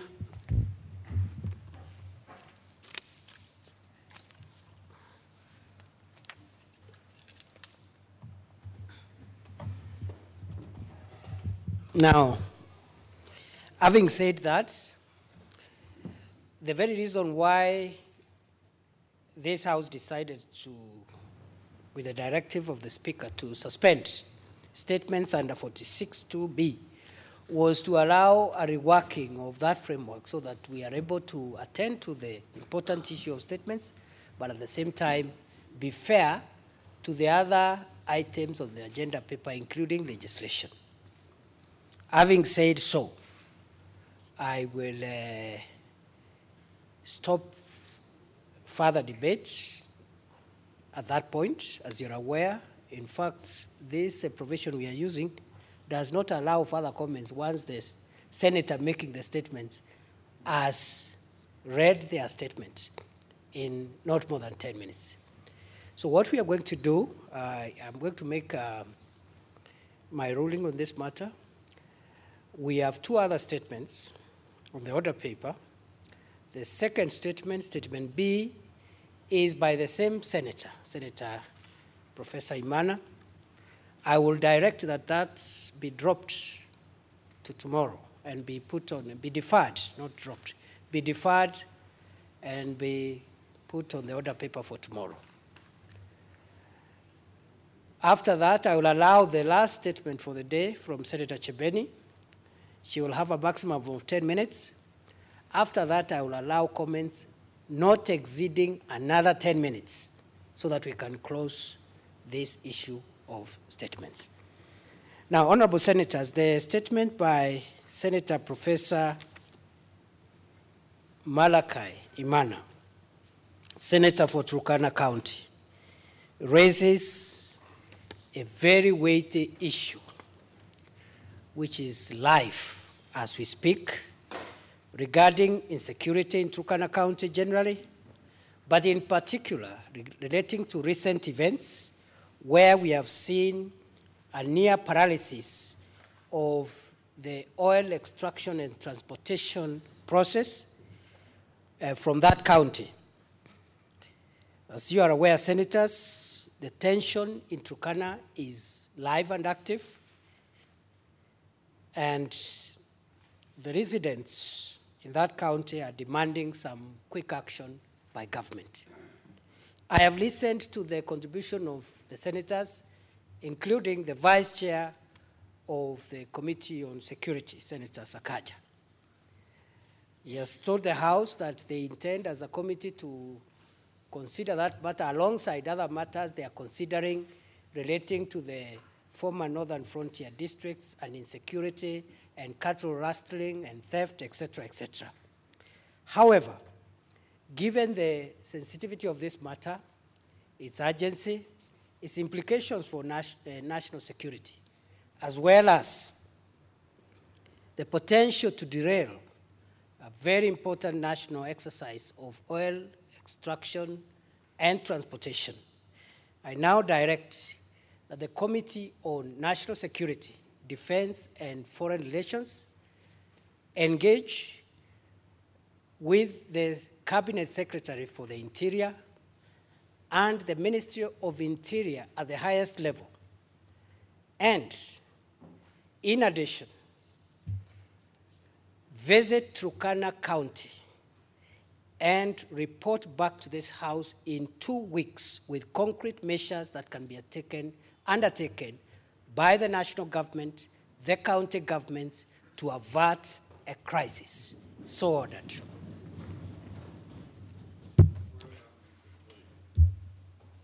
Thank you. Senators, now I will give the floor to Senator Chebeni. 2 minutes, and not 2 minutes, you have up to 10 minutes, but what is it, Senator Maruma? Thank you, Mr. Speaker. The issue raised here, the issues raised are not only to do with insecurity. There are also issues to do with revenue sharing between the counties, especially the local content. I think if we put the Committee of Energy there too, so that they can interrogate the agreements between the counties and the exploring company. The Senator, if you want the Energy Committee to do anything in particular, you present a statement and convince the House that the issues demand special attention outside the normal working of committees. Otherwise, you are free to attend the meetings of the Energy Committee and see how you can convince them to prioritize that matter. What is it, Senator Sakaja? What is out of order? Nothing is out of order, Mr. Speaker. That will deal with even those issues within the context of security. Adding us another committee that is might be a bit slower than my committee, which is very nimble. Order, Senator. We shall deal with it within the context of security. Order, Senator Sakaja. Order, Senator Sakaja. Order, Secretary Sakaja. What is it, Senator Olekina?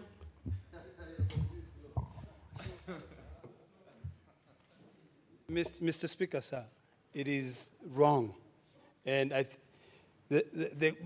my friend, Senator Sakaja, is completely out of order to purport, or actually to suggest that the committee that I sit in is slow. Mr. Speaker, sir, we are dealing with issues of local content. And Senator Maruma, whom I also sit with in the same committee, raised issues which ought to be considered. So what is out of order? It's out of order for him to purport and say that the committee is slow. We are slow. But also, Mr. Speaker, sir, I would like to also support the point raised by Senator Moruma on the issue of our committee being part of that process. I've already made a ruling on that. What is it, Senator Alake? Mr. Speaker, is it in order for the senators to make this about themselves and about the committees they sit on, as opposed to what needs to be done to get security back into Turkana County? Senator Sakaja, you should thank the chair for arresting a situation which would have gone overboard. Because, you know, when you start telling your colleagues that they are slow, you are giving yourself powers you don't have. Secondly, you are imputing improper motives on a committee. Because being slow, while we know that all committees in this House undertake very important national duties, is actually almost a declaration that the committee is on a go-slow or a strike. Okay, let's hear what you have to say. Sorry, Mr. Speaker, I think my words were taken out of context. Mr. Speaker, what I meant, having chaired a joint committee before, the bureaucracies of joint quorum might slow down our process. I did not mean that the good committee of energy is slow. I think apart from the empirical evidence you have on response of statements, all committees are as fast as each other.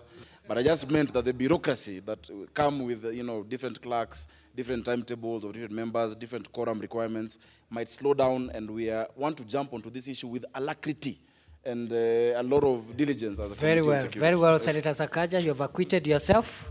Senator Chebeni, maximum of 10 minutes. Thank you, Mr. Speaker. Mr. Speaker, sir, pursuant to Standing Order 46-2A, I rise to make a statement on an issue of general topical concern regarding the state of emergency medical care in Kenya. Sir, Article 43 of the Constitution provides that every person has a right to the highest attainable standard of healthcare services, including reproductive health care, and further that a person shall not be denied emergency medical treatment.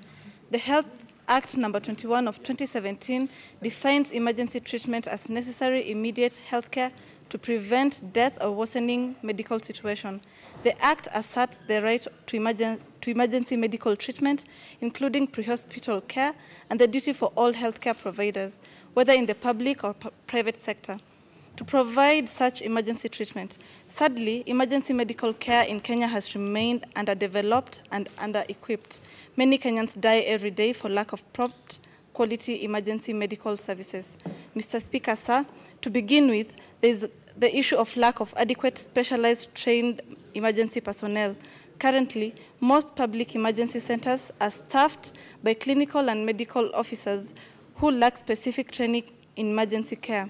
Secondly, Honorable Speaker, there is the lack of standard operating procedures and emergency operation plans, leading to death of many Kenyans. Mr. Speaker, sir, the third issue is lack of resources. The majority of counties in Kenya lack ambulance services and specialized equipments to handle emergency cases. In most cases, patients are transferred to hospitals by private means because few people can afford an ambulance given the cost of hiring one. There's also scarcity and the lack of well-connected, reliable central dispatch system. Mr. Speaker, sir, this is a problem. Over the last couple of years, Kenya has seen an increased number of major incidents and disasters. The rise in global terrorism and lack of enforcement in traffic and building regulation has contributed to this. Without a coordinated response to these incidents, there is the potential of unnecessary increase in morbidity and mortality. Mr. Speaker, sir, emergency care systems should be recognized as a priority in Kenya. It is for this reason that I wish to draw this matter to the attention of the Senate and the Standing Committee on Health. Honorable Speaker, as we are all aware, health is a devolved function. Further, as may all recall, Parliament passed the Health Act 2017. This statute, Honorable Speaker, makes elaborate provisions on how healthcare services and other healthcare on how healthcare services should be handled in Kenya, including the collaboration between national and county governments on matters relating to emergency healthcare services and the enactment of regulations for better implementation of the said Act. Mr. Speaker, sir, it is unfortunate that many provisions of this Act have not been operationalized. Almost 1 year since its enactment. The health of Kenyans is too important to be taken casually. Parliament has legislated, let the executive implement the law. Parliament cannot legislate in vain. I therefore call upon the Standing Committee on Health to undertake its oversight mandate and ensure that the Health Act 2017 is fully implemented. I thank you. Thank you, Senator Chebeni. Honorable Senators,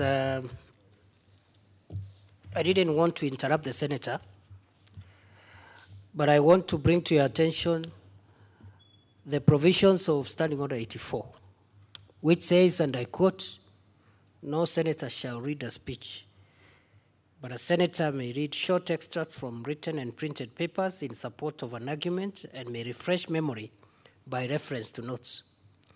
I have noticed with concern that a number of senators are reading reports, reading statements, except in very specific cases anticipated in 84-2. And I don't think this one is anticipated, where the Speaker may allow a senator to read in particular cases where the Speaker is satisfied that this is necessary for precision and statement of facts. This applies to speeches, it applies to statements, it applies to reports by committee chairs, etc. You can make reference to your statement. You can quote an extract here and there, but internalize. That is the whole idea of debate. Internalize the content of your paper, the content of your speech, the content of your statement, and only make occasional references. So in future, I will not be satisfied under 84-2. For purposes of this statement, I'm satisfied it fell under 84-2. Now, any comments? I'll allow 1 or 2 comments. I can't see any requests. Senators who have not spoken. Senator for Kitui, Senator Wambua, 3 minutes. Thank you, Mr. Speaker. I'll be guided by your directive on Standing Order number 84. Mr. Speaker, I want to congratulate Senator Chebeni for bringing up this statement. The Speaker, the state of healthcare in this country has reached crisis levels. In fact, Mr. Speaker, the situation is so bad in some counties that hospitals have become traps for patients. That patients at times have got to bribe their way to be attended to in public hospitals. If they don't bribe their way, then they get tired on the benches and they have to leave and go to seek medical care in private facilities owned by the same doctors who have frustrated them in the public hospitals. Mr. Speaker, this last weekend, I had a very serious challenge in my own county in regard to healthcare. A young man called John calls me and says his own father, who had been admitted at Kitui General Hospital, had passed on Friday night at around 10 p.m. He was calling me at 12:30, and his father's body was still lying on the ward, uncollected. And he said that this is a situation that has occurred in that ward for the last 3 weeks. Mr. Speaker, I would urge Senator Chebeni at an appropriate time and as urgently as possible to to consider even seeking leave of the Speaker to adjourn proceedings of the House and debate the state of healthcare in this country. And as senators, we begin to ask ourselves, yes, health is a devolved function, fully devolved, but from equipment to personnel to serious conflicts of interest, there are serious concerns on the capacity of a lot of our county governments to manage health function in those counties. Mr. Speaker, when that time comes, it will be necessary for us as leaders in this nation to provide direction in regard to what the county governments can do and what kind of assistance they should get from the national government for quality service in healthcare. Mr. Speaker, I thank you for the opportunity. Thank you. Senator Wako, Naomi, 3 minutes. Thank you, Mr. Speaker. I stand to add my voice to this very important statement and also thank Senator Chebeni for bringing this to the House. Mr. Speaker, the state of emergency medical care in Kenya is extremely bad, such that leaders like us feel embarrassed when we go to our counties and also see what is happening on the ground. I come from Marsabit, part of the counties that Kenyans have always said are marginalized. And with that background, there are many counties that have even suffered more than some counties.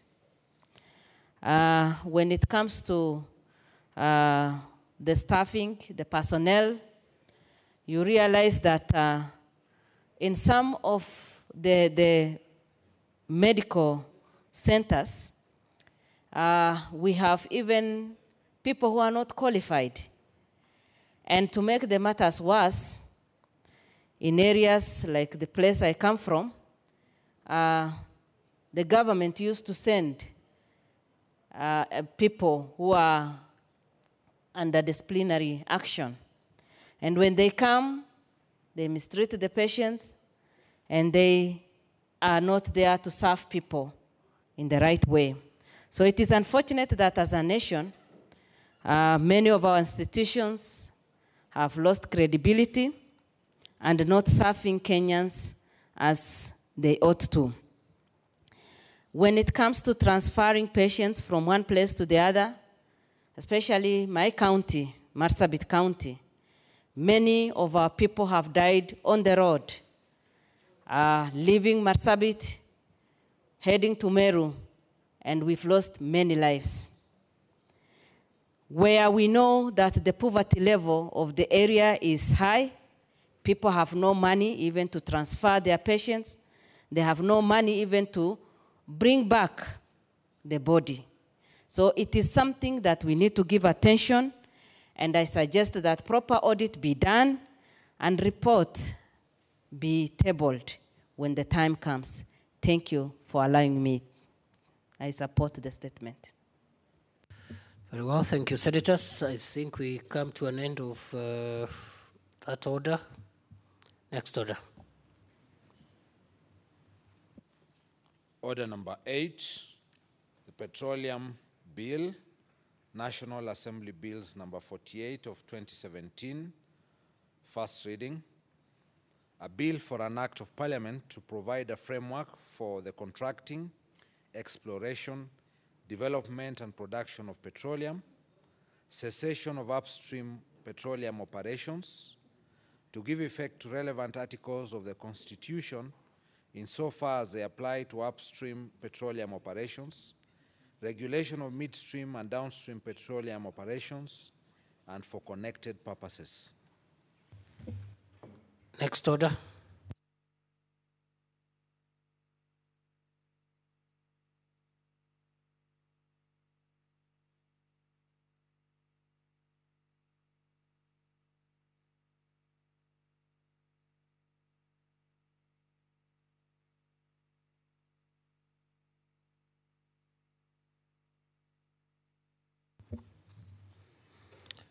Order, Senators, for the convenience of the Senate, I direct that we skip order number 9 and order number 15.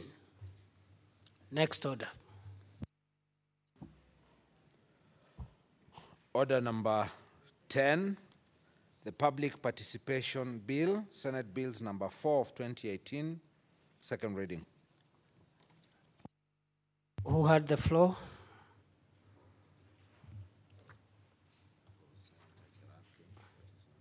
Senator Chergay had the floor. He's not here. So I don't see any requests. Senator Musuruve, are you requesting to speak? You had contributed.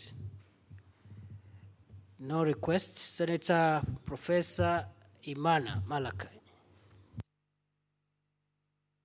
Yeah, thank you, Mr. Speaker, for allowing me to contribute to that particular topic, that particular motion.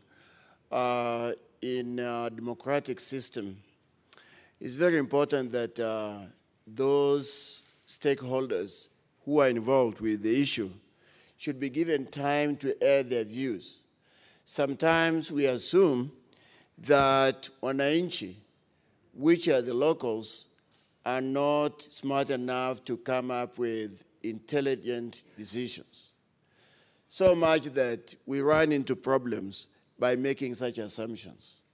So the idea of public participation should be something that we really encourage for wananchi to give their views about issues that affect them. In so-called Western countries, or maybe some people will call them civilized, there is a lot of this issue. There are provisions for people to vote on a particular issue in the name of public participation. The people of that particular country, the stakeholders, run a vote that says yes or no. That way, wananchi actually give their views, and those should be the views that will guide that particular motion. So, but in our situation, we seem to dictate most of the time, and you cannot afford to dictate in a system that you call democratic. People, the children of the country, wananchi should be given time to give their views and say what they think about a particular issue. So I really support the concept of public participation because it's very important, and we can avoid a lot of problems, we can avoid a lot of conflicts by just getting wananchi to speak out their minds and guide our decisions. Thank you, Mr. Speaker. Thank you, Professor. Senator Imana. Senator Omogeni. Thank you, Mr. Speaker, for giving me an opportunity to also contribute to this bill. Mr. Speaker, I rise to first affirm my full support on this bill, and I must say, Mr. Speaker, that this bill is more than timely. Mr. Speaker, this new constitution that we passed in 2010 recognizes the supremacy of the people in determining the way resources are supposed to be utilized in terms of development in the counties, in our constituencies, and in our wards. And Mr. Speaker, for some of us who under Article 95 are supposed to be in the forefront in protecting the interests of the counties, Mr. Speaker, it's unfortunate to report that there is a lot of confusion, Mr. Speaker, in the way resources that we fight so hard to be taken to our counties are utilized, Mr. Speaker. As we speak, Mr. Speaker, we have 3 entities that are active on the ground. We have the county government, Mr. Speaker. We have the Member of Parliament through CDF. We have our women representatives with the Women Fund. And, Mr. Speaker, all these 3 entities rarely consult the people.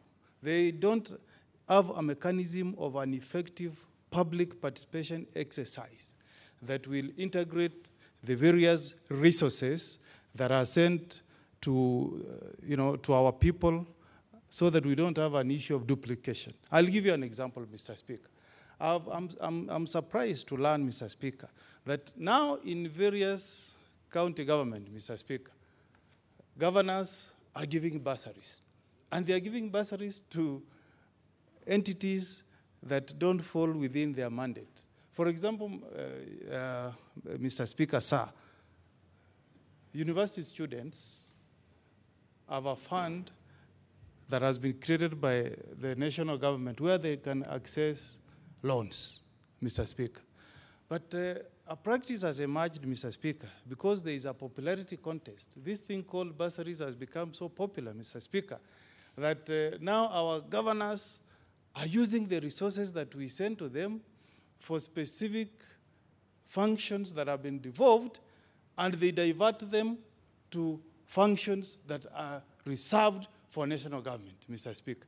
And I think, Mr. Speaker, the disconnect is that we don't have a very effective mechanisms where we involve the public, where the public is informed on what the provisions, what the Constitution says about the functions of national government and the devolved units, so that they can clearly tell the county government that we want you to disburse money through your budgetary allocations strictly on functions that are devolved. So, Mr. Speaker, I'm impressed to note that Article Section 4 of this Public Participation Bill 2018 states in Section 4B that there must be an effective mechanism for the involvement of the public. Because what has been happening before, Mr. Speaker, in the past, is that the governor and members of county assembly, Mr. Speaker, will push through passage of a budget where the people have not effectively, and I want to emphasize the word effective, where the members of that county have not effectively been involved in the allocation of resources. So, Mr. Speaker, I think once we pass this act, we can now play our role as senators in ensuring that before a budget has been passed by any county government, there must be effective public participation. And, Mr. Speaker, this should be the same thing for other elected leaders who have funds that should supposed to take developments to either the constituency or to the county. Mr. Speaker, I'll give an example of the Women Fund. The members of Parliament, our women representatives, Mr. Speaker, have been given allocated fund to support various projects in furtherance of affirmative action. And this should include giving money to women groups, and part of the money is ring-fenced for bursaries. But, Mr. Speaker, there is no mechanisms, there is no data on the ground whereby we will be able to know in a particular ward, these are the people who have benefited from the fund, which I'll call illegal, from the governor's office. These are the people who have benefited from the fund coming from the Member of Parliament, Constituency Development Fund, bursary. And these are the people who have benefited from the money that is allocated to the Women Fund. You'll be surprised, Mr. Speaker, that now even members of county assembly, they also want to come with another bursary for wards. And in all these four categories of people I've mentioned, Mr. Speaker, there is no data, meaning that X can get allocation from the county government, from the women rep, from the Member of Parliament, and from the MCA. Because the people don't participate, so that they can say, for the Women Fund, we want this fund to be directed maybe to orphans who are girls. We want the Member of Parliament to give funds maybe for orphans who are the boy child. And then we say, in terms of the county government, we want your money to be taken to where it belongs, building the village polytechnics. So, Mr. Speaker, the idea of, which is in Section 4D, that public view should be taken into consideration before something happens at our counties is really very, very important. Mr. Speaker, if you go to most of these counties, Mr. Speaker, you will never get a report that you can make reference to easily. But I've seen, Mr. Speaker, that this bill has now a provision which says that, and I think that is in in section 11, that responsible authorities will ensure that they file reports, and some of those reports should be filed with the Senate. So we'll be able to have a reference point. And Mr. Speaker, I remember there is a time that the entire budget process for the county, I think that was Kiambu, was annulled by the court because the people of that county, Mr. Speaker, filed a petition before the High Court, and they challenged the entire process and said, we as the people, we were not involved in the passage of that bill. There was no public participation, and the court annulled the entire budget-making process. But I think now, Mr. Speaker, once we enact this bill, and it becomes an act, there will be a very clear mechanism that will guide our, various entities through the CDF, through the county governments, etc. Mr. Speaker, as I gear towards concluding my contribution to this bill, Mr. Speaker, each county has a county integrated development plan that gives the priorities that each county has for the next 5 years for a county. And I believe, Mr. Speaker, one of the key requirements is that before a county government puts in place this CIDP, there should be an effective involvement of the people through public participation. But the disconnect is that in the CDF, the National Government Constitutions Development Fund, there is no clear mechanism on the kind of projects that the member of parliament should give priority. Mr. Speaker, I was in one school where I met a member of parliament, and I will not name the constituency and the member of parliament.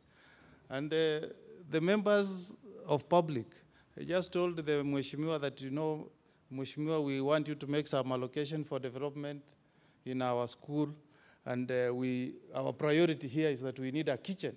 We need to start construction of a kitchen. And Mr. Speaker, the Honorable Member of Parliament just shot up and said, I'm going to allocate money to replace the iron sheets in this school.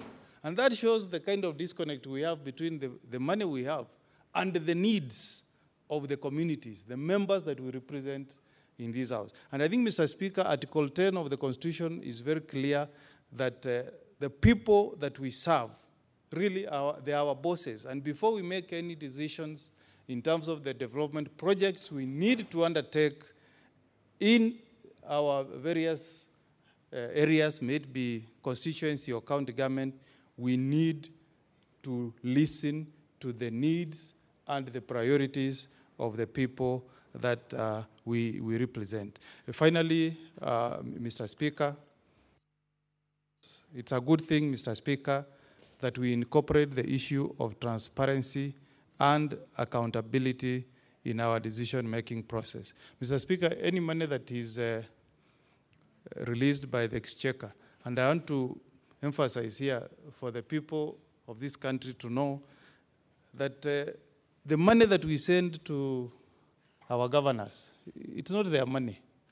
So they should not come to the people and tell them, I'm going to do ABC for you.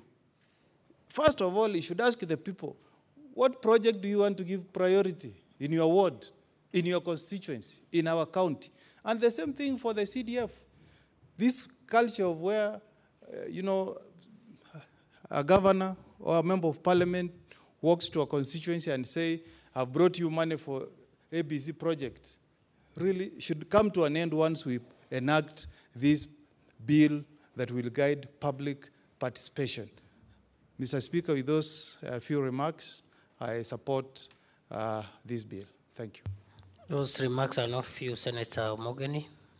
I amend with those many remarks. Order, Senator. Order.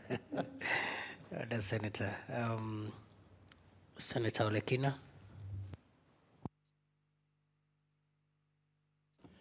Thank you, Mr. Speaker, sir, for giving me an opportunity to comment on this very, very, very important bill of public participation.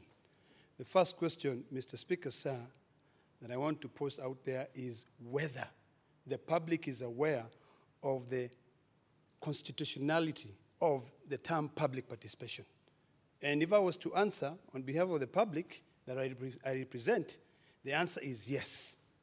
But however, the way, the process of engaging the public in decision-making in this country is wanting, Mr. Speaker, sir. Mr. Speaker, sir, in most cases, when an exercise of public participation is carried out, you will realize that there is a huge disconnect between what is being shared to the public vis-a-vis what is going to happen. For instance, sometimes the language used could be a barrier. So you'll find that the county government, for instance, of Narok County, would go to Elangaro Sain and will speak to the people there about why they want to do certain things, why they want to bring up certain policies, and they will be communicating them in English. And these people do not even understand English. So of course everybody will be nodding and saying, okay, or they'll just be sitting there and watching. So I think this bill is very, very, very important because it has to set certain requirements on how this process or how the citizens will be included in the decision-making. Mr. Speaker, sir, public participation is a political principle or practice and may be recognized as a right. And our Constitution does recognize that for us to be able to carry out services to the people of Narok County or the people of Nakuru County, those people's views must be included in the decision that we make. Mr. Speaker, sir, even the acts on the environment, water management, require for people to be consulted on how these services would be delivered to them. But are they normally consulted? If you ask the county government, they'll say yes. Mostly because they will put an advert in the newspaper, and the only people who will be able to see that advert are people, for instance, who buy newspapers. But how many Kenyans pay taxes, yet they do not buy newspapers? Mr. Speaker, sir, this bill should not only set out the requirements or the rules and regulations of public participation, but it should go further and demystify and also elaborate on how the county governments in areas where people do not speak these two languages, Swahili and English, they can be able to be explained. The problem we are facing currently, Mr. Speaker, sir, in Narok County, in regards to the Mau forest, and I want to to congratulate the government for moving fast to evict people who have invaded the Mau forest. The reason why we are having those problems is because the community and the government are speaking from two different scripts. The community is suffering there, but they probably, some of them do not know why they're suffering. The government knows that the importance of our water catchment, but they cannot be able to involve the community. When people encroach, we protect them because they are our brothers. This bill, and Mr. Speaker, sir, this would be the right opportunity for me to say that I do have a similar bill, although my bill focuses on oversight, county oversight. And I know the previous senator who spoke, Senator Omogeni, raised the question of budgets. The PFM Act is very clear. It requires county governments to be able to seek or to consult from the taxpayers how they want that money to be spent. So, Mr. Speaker, sir, my bill later will be bringing the issue of oversight. But this issue of public participation, it is important, Mr. Speaker, sir, that we ensure that each county government each ministry, before they can even develop policies, they must engage the public. Recently, Mr. Speaker, sir, we had a public participation session on the local content bill. The people who appeared in that public participation sessions were not the public. It was the investors. It was people who have interest in the extractive industries because they wanted to protect their interest. But what about the interests of the people in Turkana? How can they be protected? Yet their own government is not demystifying these policies, is not demystifying these bills that we are passing in this House. So, Mr. Speaker, sir, I fully support this bill because it will ensure that the people of Narok, their rights are respected. If the people of Narok question today, as they are rightfully doing so, the importance of a municipality, before a municipality is passed by the county government or the county assembly of Narok, the people of Narok County must be educated. They must be told these are the pros and cons of a municipality. You cannot just bring in policies and dump to the people without consulting them. So I want to commend the distinguished Senator Amos Wako for having thought clearly about the process of public participation. The only way we can be able to feel as if we belong to this country is when we pay our taxes, we are represented, and our views are also considered in every matter. Right now, Mr. Speaker, sir, the people who are being evicted from Mau Forest, they might come out from the national Mau and they move into the Narok Mau, which will continue it will bring in a lot of conflict. And I hope that the government is not going to try and solve one problem by creating another problem. They should really take this opportunity to be able to educate the people, those people who call that place home, to educate them that this is not right, that our rivers are drying, and seek their views, because there are people who are funding this economy. If you look at our tax base, Mr. Speaker, sir, over 40% come from income tax, people paying taxes. The other percentage come from VAT and other services, licenses and fees. So, Mr. Speaker, sir, I would wish that in this bill, the sponsor of this bill can also introduce a provision that will require public participation to be carried out in a language that the people who are affected by the decisions understand. If you go to my village of Olombogishi, the people barely speak Swahili, Mr. Speaker, sir. So, and the MCA that they have from that area speak Maasai. So carry out those public participation sessions by speaking Maasai. It will also require that when you are carrying out an advertisement for public participation, use, even if it is funerals, even if it is churches, use other avenues, if it is local vernacular radio stations, that people should know.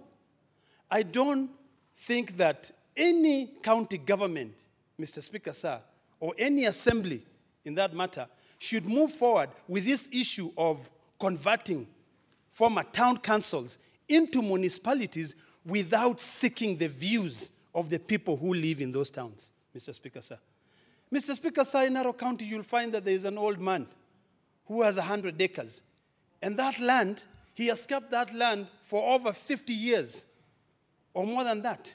And that land goes all the way up to the urban center. His neighbors have sold land. And slowly by slowly, the town has now completely expanded, swallowing this old man who has 100 acres of land. The moment you introduce a municipality, you begin charging that old man rates. He has enjoyed having a freehold title for many years. He doesn't know that. Engage him, consult him. So, Mr. Speaker, sir, I want to encourage that as we are developing this, let us engage the stakeholders. Those stakeholders are the poor farmers, are the poor people who pay taxes. Tell them that we are now coming up with a policy that requires you to be part and parcel of the budget-making process. Because when you have these county-integrated development plans, which are developed by county governments in urban centers, and just like what Senator Omogeni said, when the people want a kitchen, give them a kitchen. Don't come out and say, I'm going to give you, iron sheets. When the people want a hall where they can be coming in and sitting down and talking, or they want a road. Like now, Mr. Speaker, sir, Narok County is one of the biggest bread baskets of this nation. We produce a lot of wheat, barley, potatoes, but all that is rotting because the citizens of Narok North, for instance, are not consulted on what is important for them. Or maybe public participation is carried out, and they know that it is a right for public participation, but there's nothing written in law for them to be able to find what recourse or what they can do if their rights are violated. So, Mr. Speaker, sir, the other thing that I would like to see in this bill is what if certain policies are introduced and passed, and it is alleged that public participation was carried out, and it was not carried out. What should happen? Should we resort to going to the court of law for us to be able to get a remedy? Or should we set a threshold on the number of local peoples or people in the street who must participate in the public participation session for that public participation to be considered as having been carried out effectively? Mr. Speaker, sir, I do not want to belabor the point, but it is quite clear. The Constitution has spelled out the importance of public participation in every decision that is carried out in this country. The people of Kenya know, but it is us, the government, it is parliament, it is the county government, the assemblies that try to circumvent that. They do not want people to be involved because ordinarily it will take a lot of time for that decision to be crystallized. Little do they know, Mr. Speaker, sir, that when you share an idea with many people, eventually what you come up with will be something which will be either intelligent or something that will satisfy and answer all questions that maybe the people who are coming up did not consider. And finally, Mr. Speaker, sir, when we engage our citizens in decision-making, we are empowering them. So, Mr. Speaker, sir, I want to say that this bill not only seek to engage or seek the ideas of our citizens, but it is empowering them. It is giving them a right to walk proudly and say, I paid taxes to develop the country of Kenya, and my views were respected. Mr. Speaker, sir, with those many remarks, I support. Many indeed. Senator Kiburo.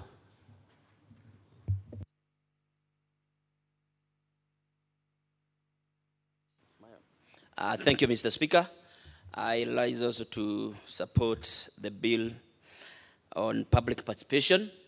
And from the start, I would want to say public participation to me is a way of ensuring that citizens get value for money. Mr. Speaker, we have seen in our counties several projects that are coming up.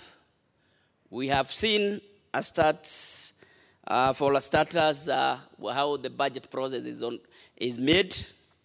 But one question that we keep on asking ourselves sometimes is, yes, we have made the budget, we have asked people to to participate in saying what they would want included in the budget. But at times, one keeps on asking whether there is a mechanism of feedback to ensure that once the budget has been made through that participatory process, whether the people who participated in doing so get feedback. I have in mind where people say we would want, and they recommend that they want maybe a dispensary. Probably because of the resources, the powers that be in the county may not be in a position to give the community whatever it is that they ask for. But how does the community get the feedback that indeed what you promised is not going to happen or is going to happen? So, Mr. Speaker, as we do the guidelines, as the people go ahead doing the guidelines for this bill, it is important to look at issues of feedback mechanism. The other question as we do public participation, Mr. Speaker, that comes into my mind is that there could be undue influence when we are doing certain public participation, given the kind of project that the community want to take. One wonders how we will mitigate against those kind of undue influence. I have in mind that currently, like in my county, public participation has been carried out for people to select millers for their coffee. We have cases where some societies are complaining that the public participation was not carried out, or it had undue influence from some interested millers, or the issues of conflict of interest are coming up.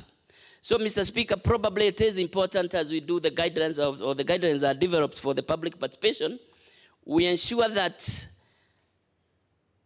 the public is also educated on the pros and cons of some of the issues that they want to discuss.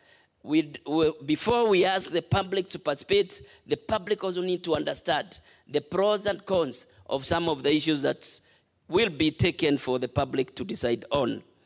Mr. Speaker, we all know that the public participation, we have public participation in the budget making process, but we also need public participation in monitoring of what is it that has been done. And I have in mind as we oversight as senators, probably one of the things that we need to do is to develop mechanisms of seeing that the public participation that has happened, proposing certain issues to be done by the county governments, are carried out. And how do we do that? Probably we develop tools, including management information systems, so that we can be able to make the public participate by way of communicating to our offices to ensure that whatever it is that they participated in is adhered to. Public participation, Mr. Speaker, is also in the Nyumba Kumi.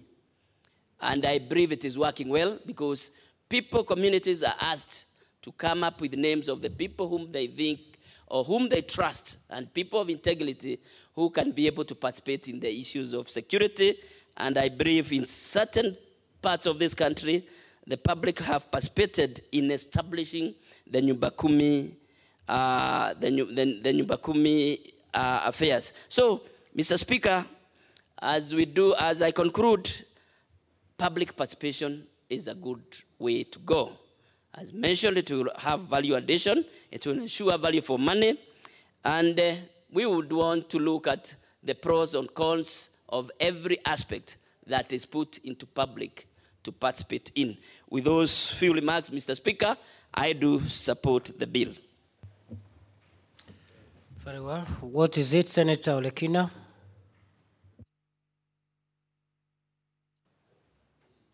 Mr. Speaker, sir, I rise pursuant to Standing Order 55.3.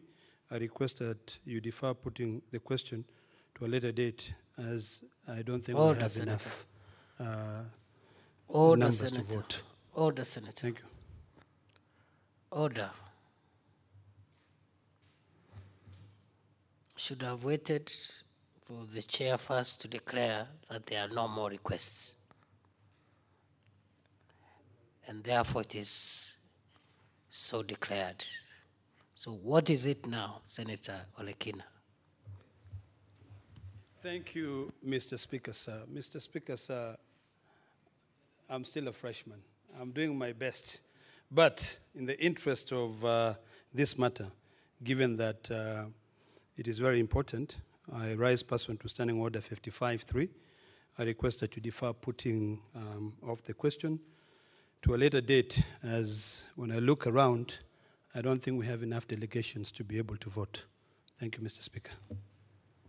Very well. I direct that the putting of the question be deferred to tomorrow. Next order.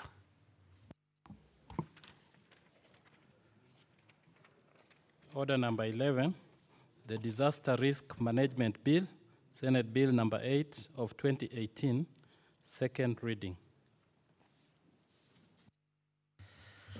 Who had the floor last time? It was Senator Dr. Agnes Zani, who is not around. So I don't see any requests. Senator Omogeni. Thank you, Mr. Speaker, sir. I rise, Mr. Speaker, to put on record my support and make my contribution in support of this bill. Mr. Speaker, I first want to begin by saying that in the past, this country has had very many disasters, Mr. Speaker. But what has come to the fore is that we don't have an organized mechanism of responding effectively and adequately to disasters. So to begin with, this is a very timely, and I hope that once this bill is enacted, it will go a long way in mitigating the way we deal with our disaster management. But Mr. Speaker, I have a few observations on the bill as drafted, and I want to begin with the Board of Authority for the Disaster Risk Management Authority. Mr. Speaker, sir, looking at Section 7 of the bill, we have picked a number of bodies that should have representation in the board, and I have an issue with F. And Mr. Speaker, sir, if you go to the bodies that have been identified as the ones that will pick persons to sit in the board, we have the Kenya Private Sector Alliance, we have the Kenya Medical Association, we have Non-Government Organization Council. Mr. Speaker, sir, when we have, in the many occasions that we have had disasters, Mr. Speaker, oftentimes you will find that there is issue of buildings that were not constructed to standard. Oftentimes, Mr. Speaker, you will find that buildings were constructed on riparian land.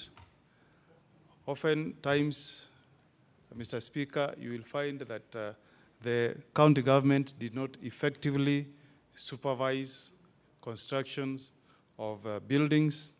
Oftentimes, Mr. Speaker, you will find that the hospitals were not well prepared to deal with the injuries that resulted from a particular catastrophe. And I think, Mr. Speaker, it will be fair that we nominate bodies that are directly linked, to the causes of these disasters. So, Mr. Speaker, I really don't see what role the Kenya Private Sector Alliance will play by having a representative in the board. Equally, I don't see what role the Non-Government Organization Council would play in the board. Mr. Speaker, sir, I'll propose that we consider bringing on board engineers, because these are the people who can help us. If you have a disaster somewhere and you want to effectively maybe get evacuations, engineers will be able to advise. you know, the structural integrity of a building, how you can safely navigate your way in. So, Mr. Speaker, I will propose that we consider making necessary amendments to this bill and we bring on board engineers. Mr. Speaker, when a disaster happens, you need people who can assist in praying for people and also in terms of managing the stress. You know, that becomes a natural consequence of these disasters, Mr. Speaker. I'll propose, Mr. Speaker, that we also consider bringing on board the National Council of Churches of Kenya so that we can coordinate the issue of dealing with families of the victims that are affected when we have a disaster. Mr. Speaker, I've just seen what has happened in, I think, in Thailand. The 12 young footballers and their coach who are trapped in a cave. The people who have been in the forefront, Mr. Speaker, in evacuating those young children is the army and the military. And Mr. Speaker, when we make proposals that we need people to sit in this board, Mr. Speaker, I will request that we give a specific role to some of our security agencies, maybe the military or the administration police, because these are the people who assist in ensuring that once there's a disaster somewhere, security is provided, and they also have the equipment that assist. So, Mr. Speaker, my contribution to this bill is that we should look on the representation in terms of the people who should sit in the board, which is provided for under Section 7. Now, Mr. Speaker, when you go to Section 12, the Director General, I've never been a lecturer in a university, but one of the qualifications there is that to be appointed a Director General, you must have a degree in disaster risk management. Mr. Speaker, I think we should open this up.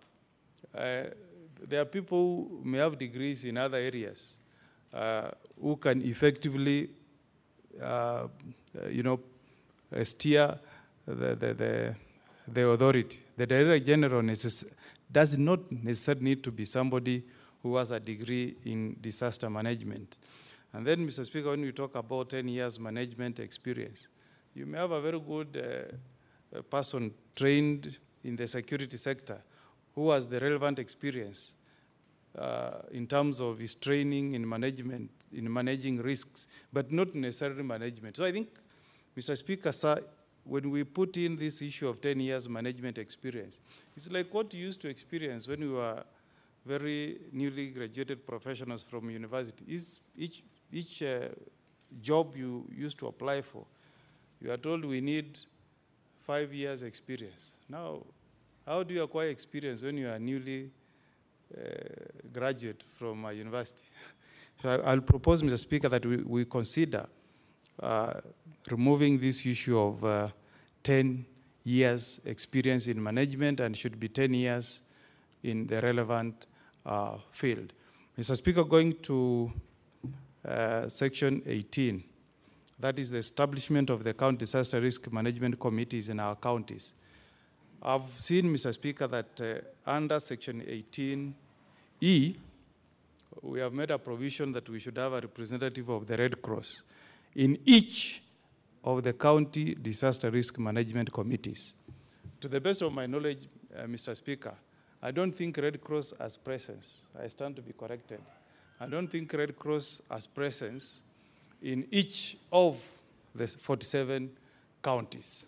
And I think we can find other representatives who have presence at the county level other than the Red Cross. Equally, and I think we are giving a lot of prominence to this body called Kenya Private Sector Alliance Association.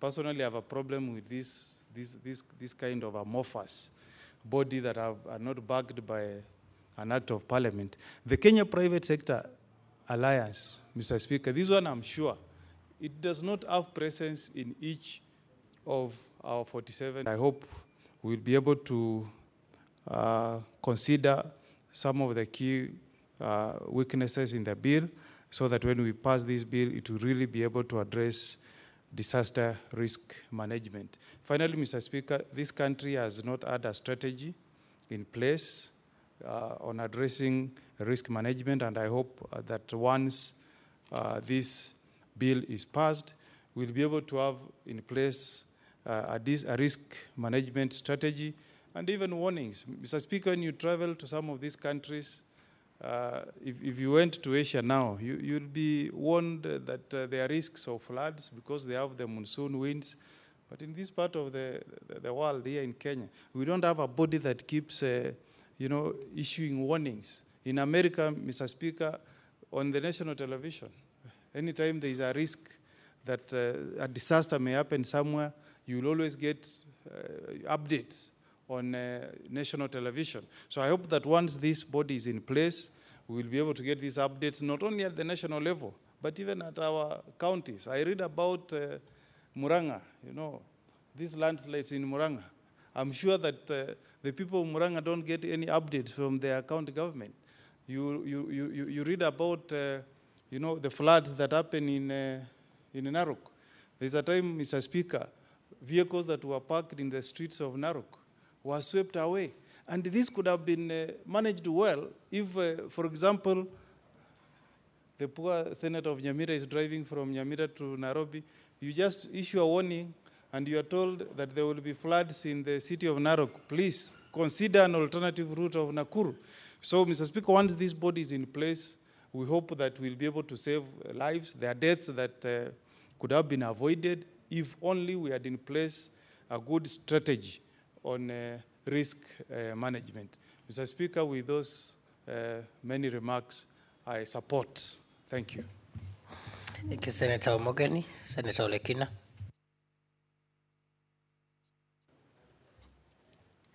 Thank you, Mr. Speaker, sir. I rise to support this bill with very few remarks, which I hope that the sponsors of this bill will take into consideration. Mr. Speaker, sir, I have a problem with all these authorities which are being established, and they are all based in the national government.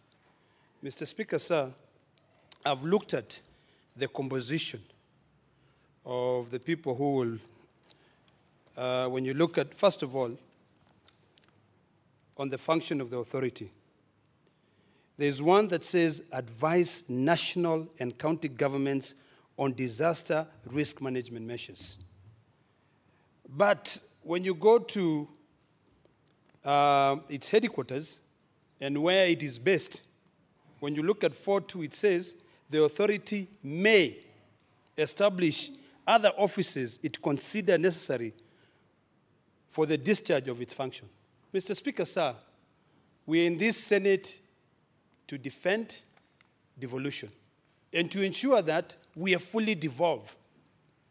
Mr. Speaker, sir, I want to recommend that the sponsors of this bill should change that may to shall, and actually state it clearly that they shall establish offices in 47 counties.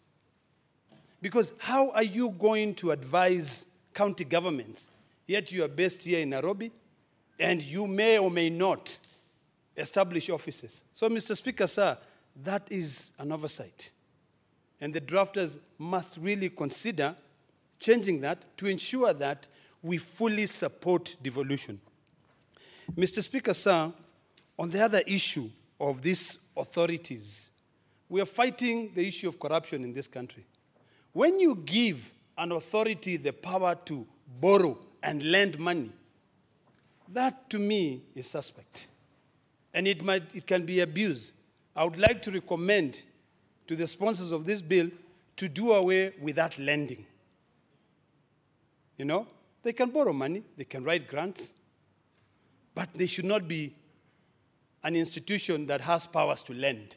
Leave that to the banks, or leave that to financial institutions where everyone else can go to get money.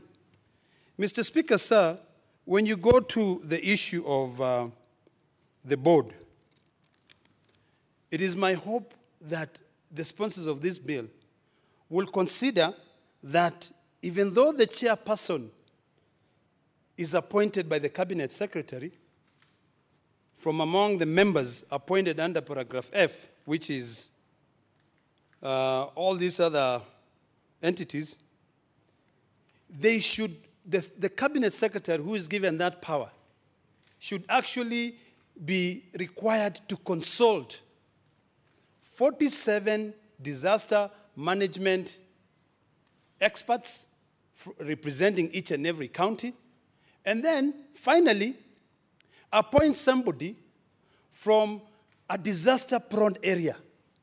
We're blessed in this country of Kenya where we have areas where they don't know anything to do with disaster. They never have to worry. But where I come from, because of the encroachment of Mau Forest, Senator Omogeni clearly stated, Narok town floods all the time. I would hope that when this chairperson is being appointed, or even the people to serve in that board, the people who should be considered to be in that board are people who come from those disaster-prone areas, because it is in their interest to ensure that the decision they make impact positively their people, help their people. It is sad that in this country, we tend to approach things from a knee-jerk reaction after the event. Right now, all our roads are destroyed. I remember during the coalition government, there was a disaster management team.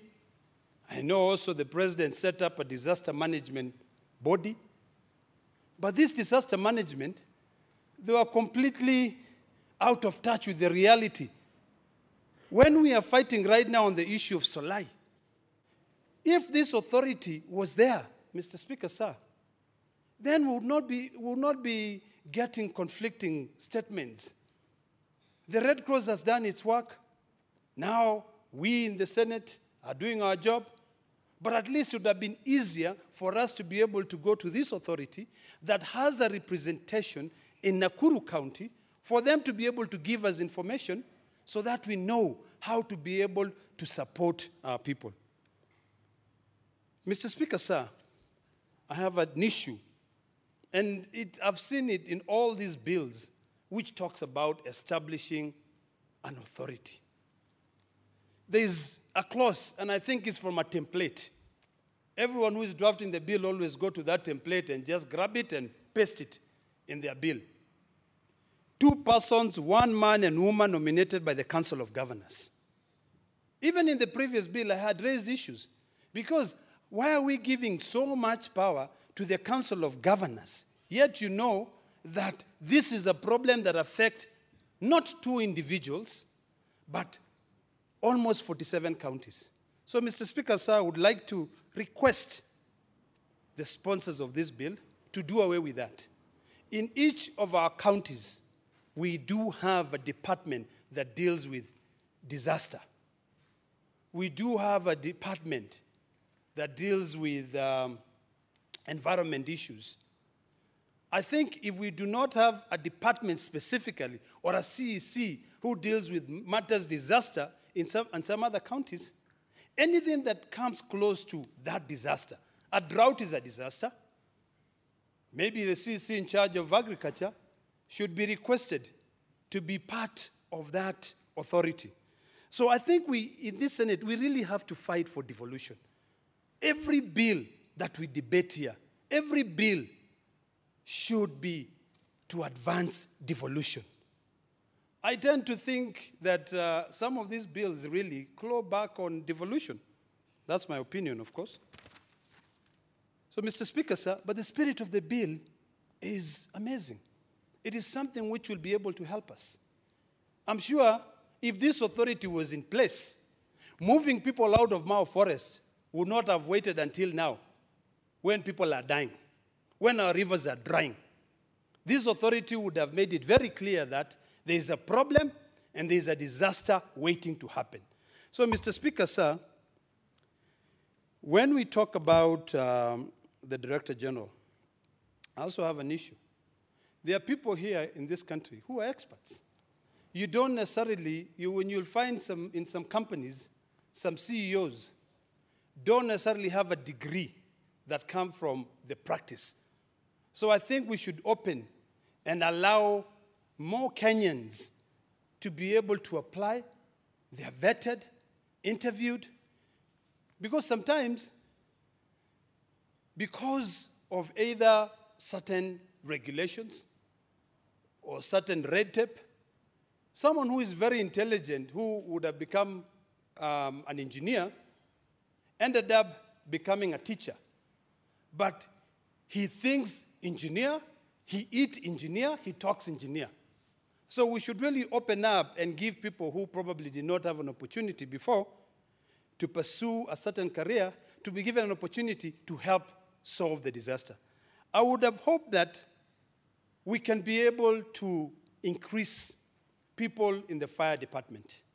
Mr. Speaker, sir, recently in this county of Nairobi, we've experienced several fires in the markets, Gikomba Market. Currently, in the entire Republic of Kenya, students are afraid of the outside world, so they are resorting into burning schools. So I think that is a disaster. So let us put people who are experts in the fire department. The Red Cross does a good job. But I think once this body has been established and it has been put and it is represented in all 47 counties, the Red Cross will come in as just another added benefit, added support. Let us give our institutions an opportunity to be able to do their work. When we were seated in this house, I got an opportunity to see a breaking news that all 12 football players and their coach were rescued because the entire disaster, or rather the operation, the rescue, was carried out by the Navy. I think it is important also to include our military. Mr. Speaker, sir, when you travel to Egypt, Egypt has the largest military in Africa and possibly around the world. Most of the work carried out in that country is carried out by the military. Our military is also equipped here in this country with a lot of expertise, with a lot of resources. Let us utilize them. There's no point of putting them just there, waiting, and we are very happy, and we thank God that we've never had a fight, a major, apart from the rescue missions in Somalia, or rather the peace missions in Somalia. There's no point of us keeping these military personnel there, and yet we have this disaster. During the Solai tragedy, what I read from the cabinet secretary in charge of defense, she said that when they were called, they went there. But then when we tried to get more information, it was limited to what we could be given. They took pictures. It is important that everything which happens there, it is fully coordinated, on that information is disseminated, is given to this authority. So, Mr. Speaker, sir, I think the composition of the board really has got to include all these experts, people from the military, people from the agricultural sector, people who can be able to come up with mitigations, strategies that will be able to help us. When our cows die, and every so often, Mr. Speaker, sir, like last year, when you went across Narok County and Kajiado County, the county were littered with carcasses of dead animals. That is a disaster.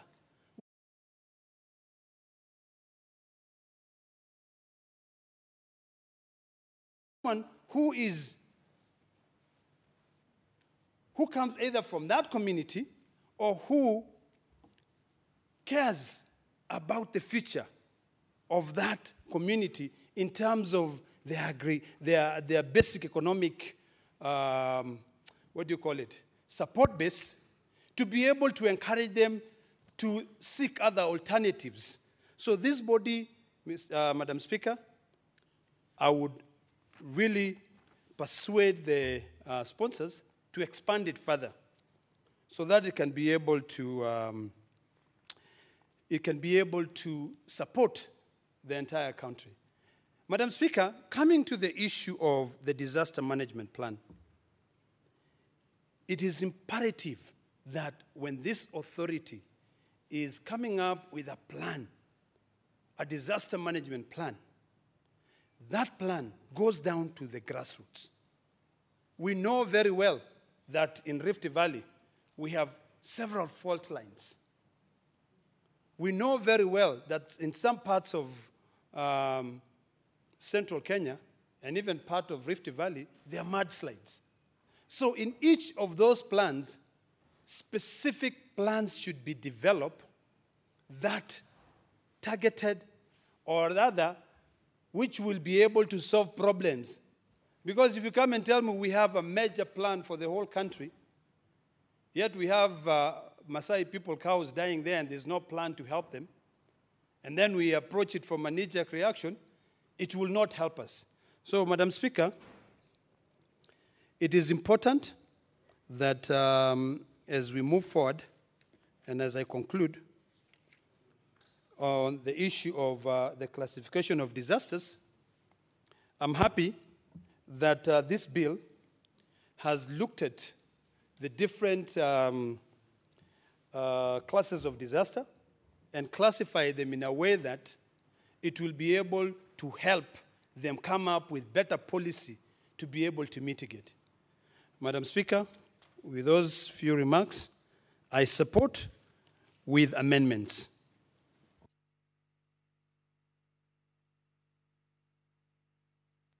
Thank you, Senator. Senator Ndwiga Peter Njeru.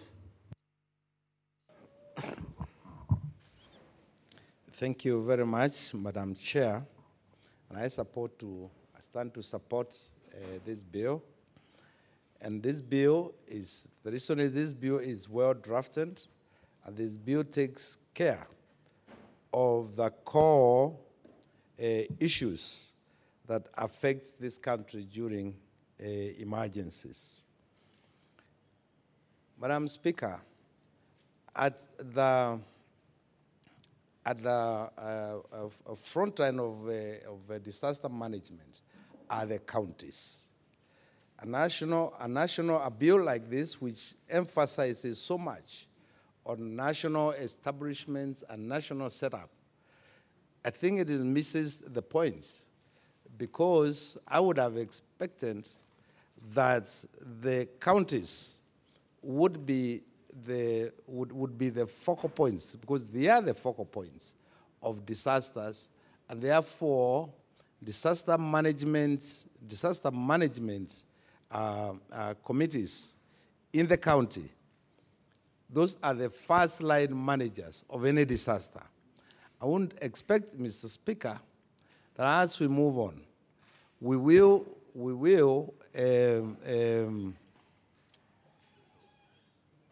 and the bill has missed that point, that we need to expand the the disaster management knowledge and expertise beyond the committees. Madam Chair, during the long rains, which have been pounding this country for a long time, and in areas like Murang'a and Embu, where we had landslides, many of the villagers, many of fellows in the schools, very many people who ought to have been the first line helpers of the people did not know what to do in the first instance.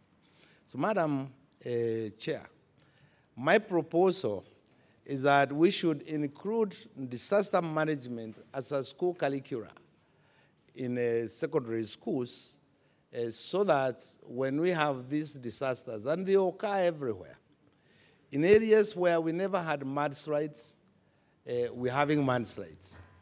In areas where we never had, like in Narok, where we never had land separating, those things are happening. So, Madam Chair, my proposal is that we need to go beyond the committees of the counties and go to institutions within the counties to assist in this, to assist, and also to build capacities. Disaster management, in my view, must start with ethics of a community. Most of the times when we have buildings collapsing, that has absolutely nothing to do with national or natural disasters. This is professional negligence. And Mr. Speaker, Madam Speaker, this is caused by lack of ethics. Corruption has crept to such levels in this country, Madam Chair, that our own professionals don't give a damn whether what they pass as building plans and even engineers, the ones who are supposed to inspect buildings, even when they inspect because they do, at the end of the day, when they find that nothing what ought to be happening is not happening, Madam Speaker, you don't get any reports and you do not get any repercussion. So, Madam Speaker, for me, I want to support the bill and surely emphasize that we need to go beyond the county committees. And I do hope that when the issue of funding, once we pass this bill, and there's funding provided for disaster management, in my experience, Madam Chair, most of the funding stays in Nairobi, while the actual work or disasters, yes, it is true there are disasters in Nairobi, but we also have a county government in Nairobi, but funding should be afforded and should be availed to county governments on the ground so that when disasters happen, strike, that they have the capacity to move in with speed and take care of those disasters. Madam Chair, I beg to support. Thank you, Senator Kibiru. Charles Robinson. Thank you, Madam Speaker. I rise to support the bill. I'd probably start by persuading the drafters and the proposers of the bill to seriously consider an issue where we can now start making use of the highly trained NYS graduates. Madam Speaker, I happen to be a graduate of NYS. I went to NYS before the university, and I can confirm that the young people trained at NYS are well disciplined. Madam Speaker, I think the country has come of age where we need to have the firefighters like the ones we see in other developed countries. And in terms of disaster management, I believe there can never be better people to be on the front line than the firefighters who are well trained. We have had issues in the NYS, and we have also had many graduates coming out of NYS.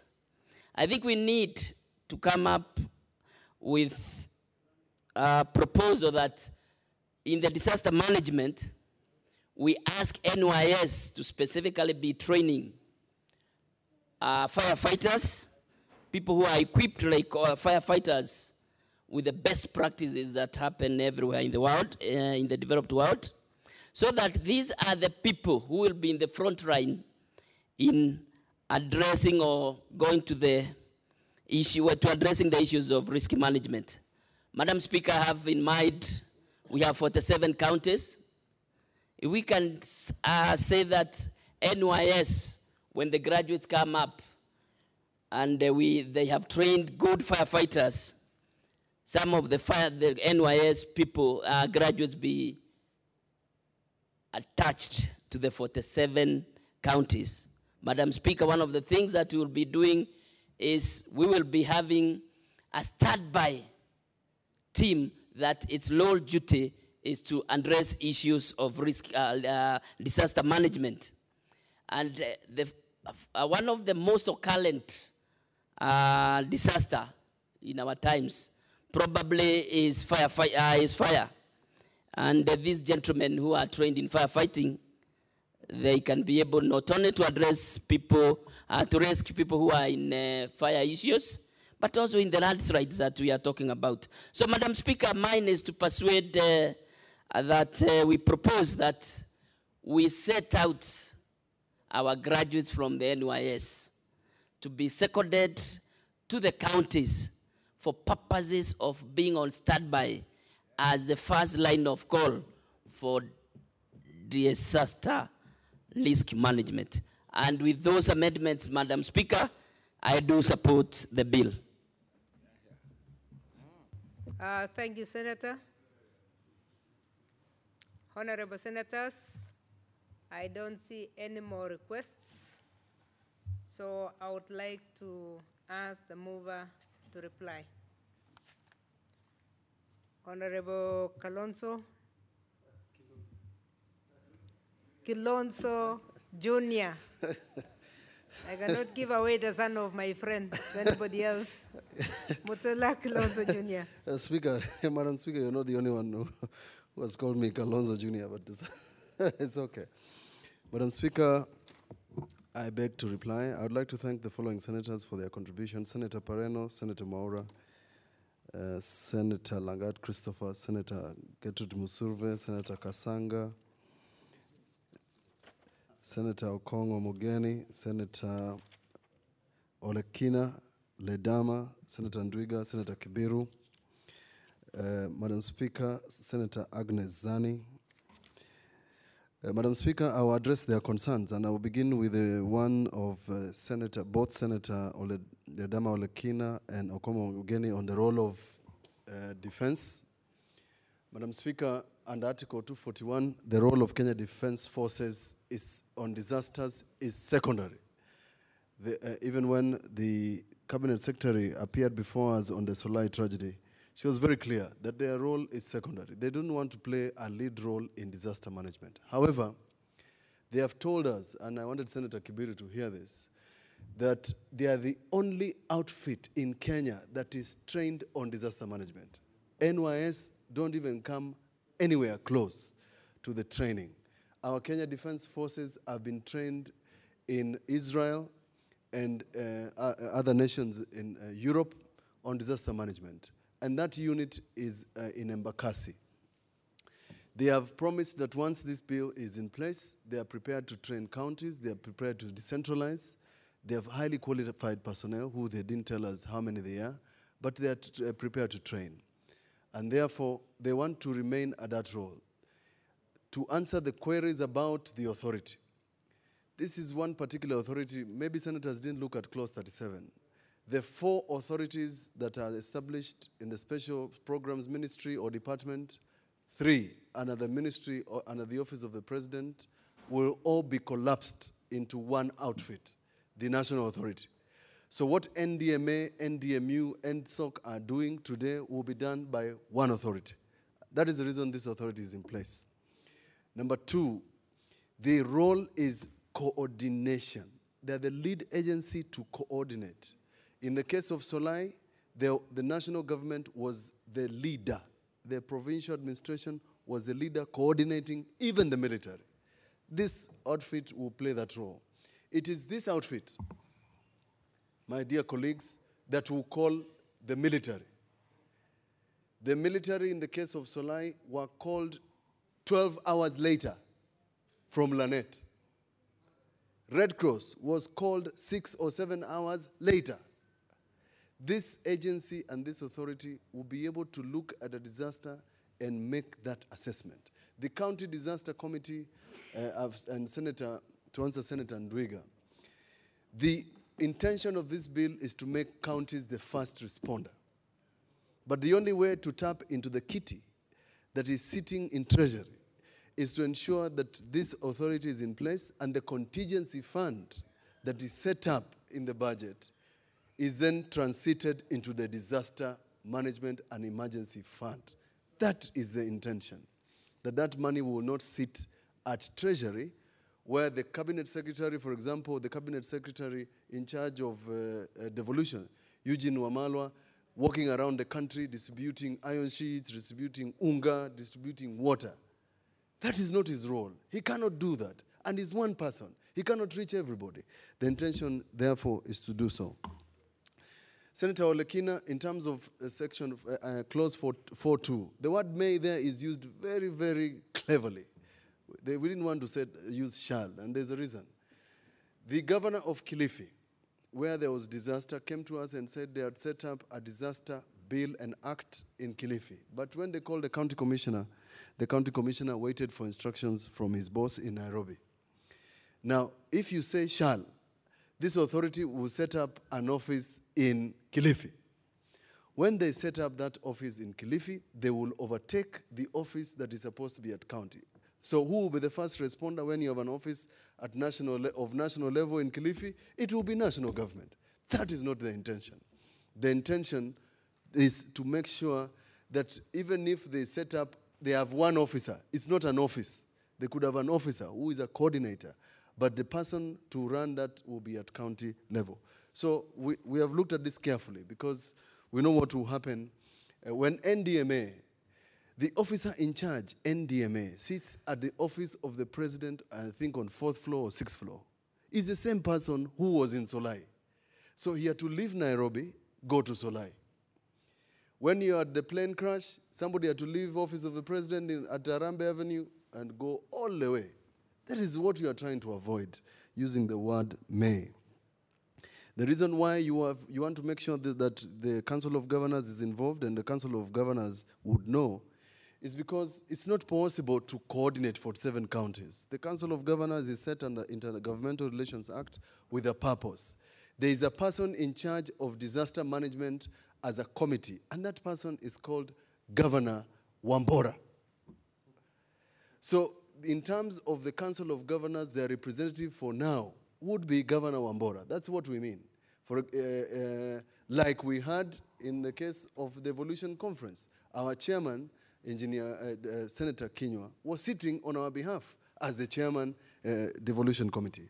That's really the purpose of that. Senator Omogeni, KEPSA is everywhere. In every county. If you want to know a body that has got organizations of every kind in business, it's KEPSA. And they are in every county. They are in every town.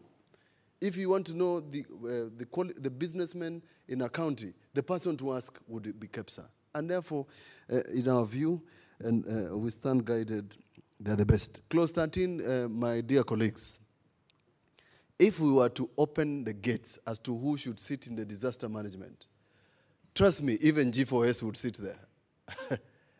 Therefore, we have suggested, and in clause 13, you have the co-option clause. If you have a disaster in Makueni and you need to co-opt a person, whether it's G4S, military, the option is left open. But we cannot include everybody. The non-state actors, the non-government organizations, there you find G4S and others.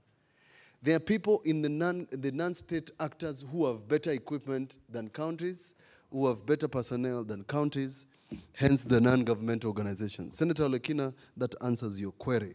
That's the idea. What is the best practice on employing a person in disaster management? The person who leads the UN Disaster Management Response Team in Kenya is from Italy. That young man is from Italy. He's an expert in disaster. You actually do not want to play around with this position. It's a very technical position. You need expertise.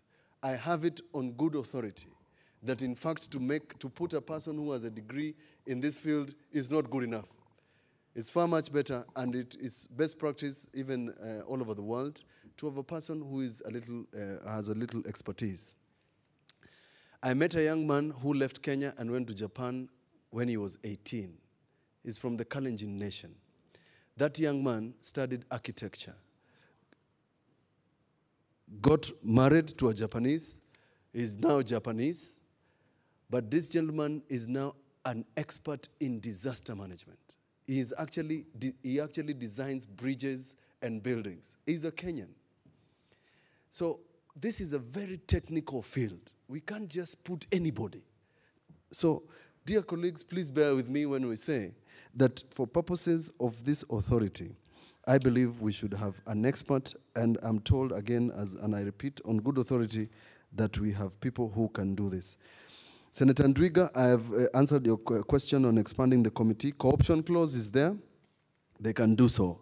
I agree with you entirely. And that is why we have the county disaster committee, Senator Ndwiga, will actually devolve disaster to the village level. It's anticipated that in your village, somewhere in your village, there will be disaster management curriculum. So we will teach people how to respond to disasters, both at county and national level.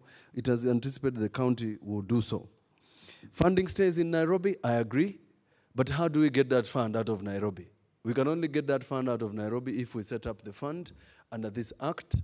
This fund will then become easier to release to counties, because national government has refused to release this fund, and for reasons, good reasons, because disaster is a concurrent function. It's both at national level and county level under Schedule 4. And that's the reason we thought it fit to have that fund. NYS is highly trained. When I say NYS should be disbanded, people thought it was disbandment. It was disbandment to the extent that NYS should be devolved to counties. Your county, Senator Ndwiga, should be assigned a specific unit of NYS. And same to Senator Kibiru. So that idea is there, and I don't see any reason why that should not happen in terms of training. Borrowing and lending, this is a standard clause. I believe this organization ought to be able to borrow. I anticipate that we'll buy fire engines, and the authority ought to get into public-private partnership to be able to buy fire engines. Senator Olekina, this country is divided into 4 in terms of disaster mapping. So it's not disaster-prone areas. The right word is disaster mapping. And in each area, there's a specific disaster. So you cannot say Narok is most affected. The others who are affected by other epidemics. The epidemic in Nyanza is not the same in Narok. The issue in Isiolo and Northeast and Frontier is not the same in Tana River. But in all of them, the country has developed a framework for disaster mapping. Senator Ndwiga, early warning signs, that authority also. I can tell you, and Senator Ndwiga, perhaps you give me your ear. The meteorological department has pictures given to us that if people had bothered, Solai would not have happened. They have pictures. They have water flows. And that's the reason the same meteorological department issued a warning on Kengen so that the people in Isiolo, not Isiolo, Tana River and downstream could move, because Kengen then followed the advice given to them by meteorological department. The people of Nakuru were warned that you have received more rainfall than you have received in 60 years. And that is 55 days worth of rainfall. The question we asked is, when it was the 37th day, 38th, 39th, 40, 41, 42, where was everybody? Because they had already been warned that if it exceeds that time, it has not rained like that in Nakuru for 60 years. But they failed to see to see the signs, and therefore the early warning signs is incorporated in this bill in many ways. I've answered the question of the military, the degrees, KEPSA policies. We have incorporated that. Senator Zani mentioned the women. That was a typo which will be put there. Red Cross. Somebody has asked why Red Cross. Red Cross is a voluntary organization set up an act of parliament. But for some strange reason, Red Cross is the only organization in Kenya that responds quickly as volunteers, is organized. And that's the reason why the president of this republic has given them 1 billion shillings to resettle the flood victims all over the country. Only Red Cross. He has acknowledged that his government agencies have failed. That is why you give a non-state actor. So why would we, the sponsor of this bill, not put Red Cross if the president has acknowledged them? You want to put construction industry? We are going to put surveyors. We are going to incorporate engineers. But as I've said, you cannot incorporate anybody. There could be a disaster on fire. We have been told that the immigration ought to waive the rules on experts on fire. In the Sinai tragedy, we actually got doctors to come into the country, and we waived their visa requirements, we waived their Kenya Medical and Dentists, no. The organization that licenses doctors and others and experts waived their requirements. So it's also incorporated in this bill. I am happy with the comments made by Senator Maura. Spot on this. I'm happy that we participated with him in the last session to craft some of these clauses. The reason it appears well drafted is because we sat as legislators, almost 8 of us, including Senator Maura, and went clause by clause for 2 days in Mombasa. And if the credit comes to me, I must share it with people like Senator Maura for the good work they did at the time, hence the reason why this appears to be well done. And I think I will not be blowing my trumpet if I said it is indeed well done. With those few remarks, I beg to reply and seek understanding order number 55, Madam Speaker, that you defer putting the question to a later date. Thank you.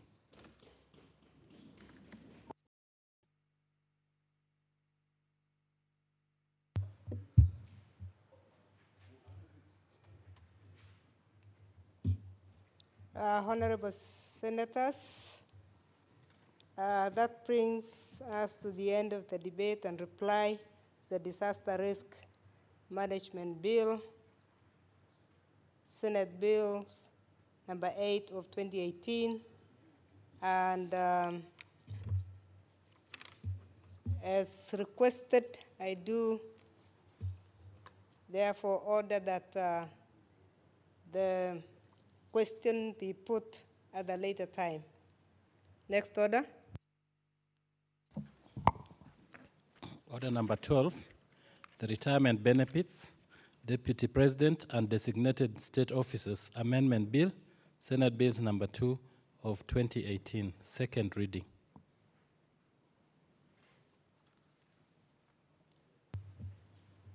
Senator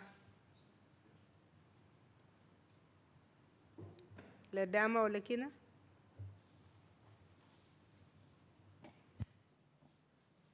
Madam Speaker, I beg to move that the Retirement Benefits Deputy President Designated State Officers Amendment Bill 2018 be read a second time.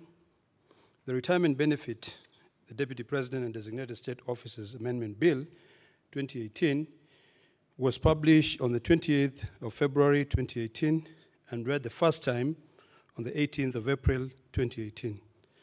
The principal objective of the bill is to ensure that Parliament approves altering of the benefits due to a retired Deputy President and the designated state officers under the Retirement Benefit Deputy President and Designated State Officers Act.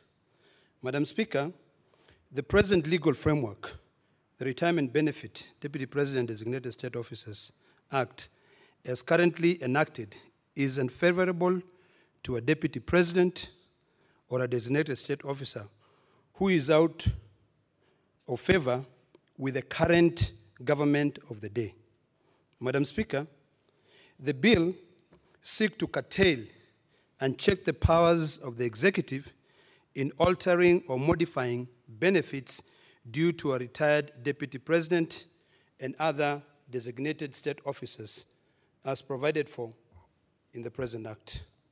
This bill, Madam Speaker, is therefore crucial in ensuring that the state does not modify and alter benefits due to a designated state officer as a tool to intimidate a designated state officer, especially those who are not, in quotes, good books of the government of the day.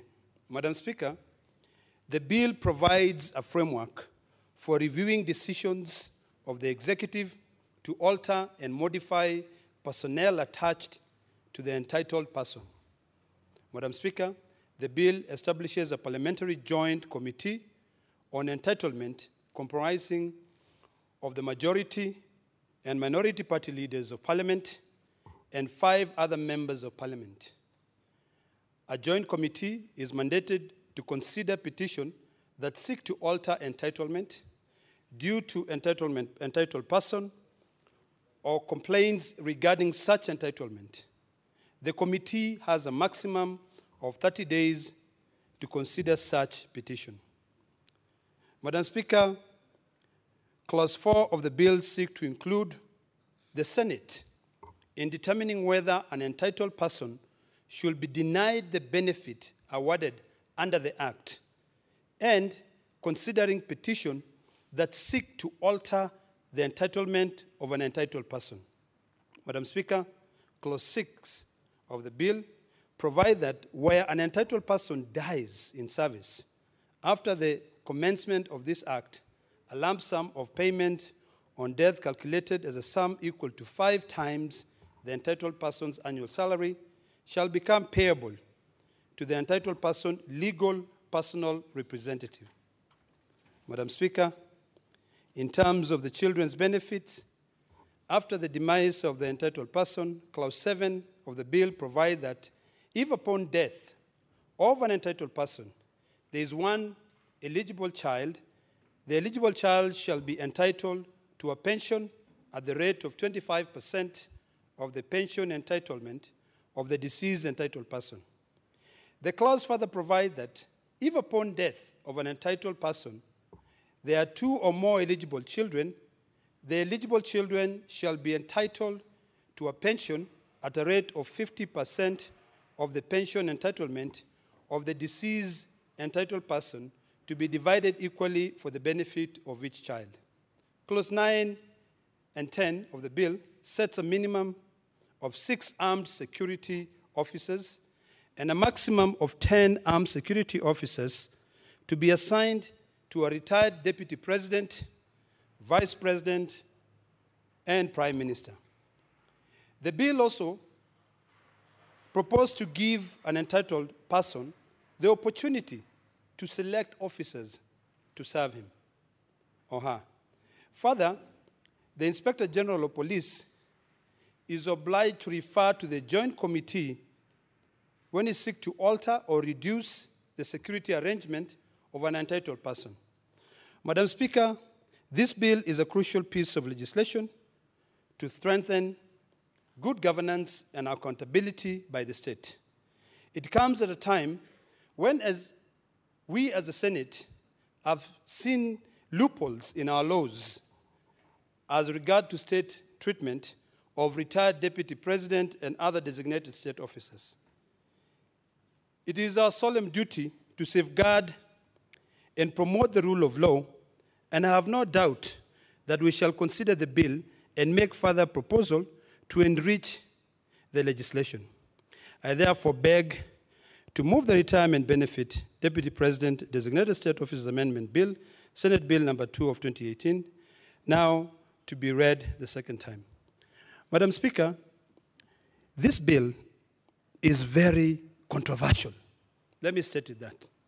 Because of the way it has been the way the media has sensationalized the matters that deals with this bill. Madam Speaker, this is an amendment to an already existing Act of Parliament, which was passed in 2015, that set what a retired state officer should be able to receive. Madam Speaker, this bill is only sealing loopholes which are there. We experience. We all differ. Democracy is a very good thing because it encourages us to share our own opinion and agree to disagree. But at that time, when we agree to disagree, it should not affect the benefit of the people who have served this nation, who have given it all. Madam Speaker, I know even at this peak right now, the governors are also seeking to be part of this bill. We know that the judges are also seeking to be part of this bill. I know that there are so many problems, but these are things that we can be able to interrogate, respect the benefits for the people who have served this nation. During the resist period, Madam Speaker, the security attached to the former Prime Minister, Raila Amolo Odinga, were being withdrawn at any given time. So when we sought to understand why this was happening, Madam Speaker, we realized that the law which gave him those benefits had loopholes. So this bill, Madam Speaker, is not trying to increase the wage bill, as purported by several people who are talking about it out there, but it's trying to put order. If I have a benefit, Madam Speaker, then that benefit should be given to me, Madam Speaker. If at any given time, anyone in this country believes that the benefits that have been accorded to me are more than I should be accorded, then they have a right to petition a joint committee, which is what this bill is introducing. It is also very dangerous, Madam Speaker, to be able to say, the way the current bill reads, that the retired deputy president and another state officer may request security. It doesn't give a limit of how many they can request, neither does it give a maximum. It also does not focus or give responsibility on who has a right to withdraw this security or to alter the benefit. So, Madam Speaker, this bill will bring sanity into this business where if I disagree with you and you're in government, then I will never enjoy any of my benefits. To a point where, Madam Speaker, if we do not debate this bill and allow members to be able to put in their comments, it will get to a point where it will even be very difficult for anyone in this country who has a pension to be able to go after that pension. Because if we can be able to alter at will the benefit of a former vice president who served this country, being a vice president or a former prime minister, Madam Speaker, is not something easy. You give all that it takes. You wake up at the wee hours of the night. You traverse the country. We are currently entertained by a lot of movement, back and forth on this issue. But it is a misconception. This bill, Madam Speaker, is not seeking. It is not seeking to increase the benefits. It is only seeking to seal the loopholes which are there. Madam Speaker, it will be good, and I welcome amendments to these bills, to even consider including other state officers, former speakers of this House, former speakers of the National Assembly, judges of the Supreme Court, judges of the Court of Appeal, other judges, people who have served this country. They did not serve this country so that when we retire them, we now kick them. We are supposed to reward them for what they have been able to do. Madam Speaker, when you read the bill as it is right now, there's really no framework on decision in terms of how many, or rather, how your benefits should be managed. This bill, when we bring in these amendments, will be able to ensure that no one gives himself or herself powers that either this Constitution does not give him or her, or no any other law gives that person the right to alter the benefits of a designated state officers.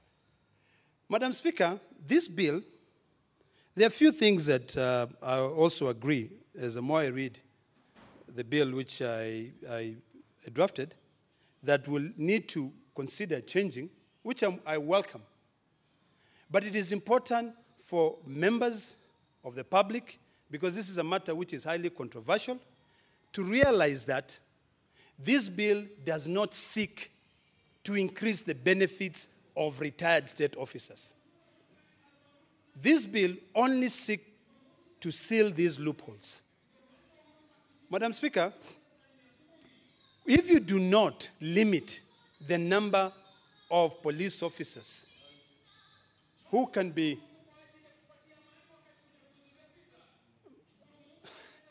Madam Speaker, I'm sorry, but my line of thought is interrupted by the loud noise outside. But I'll try to ignore it and continue.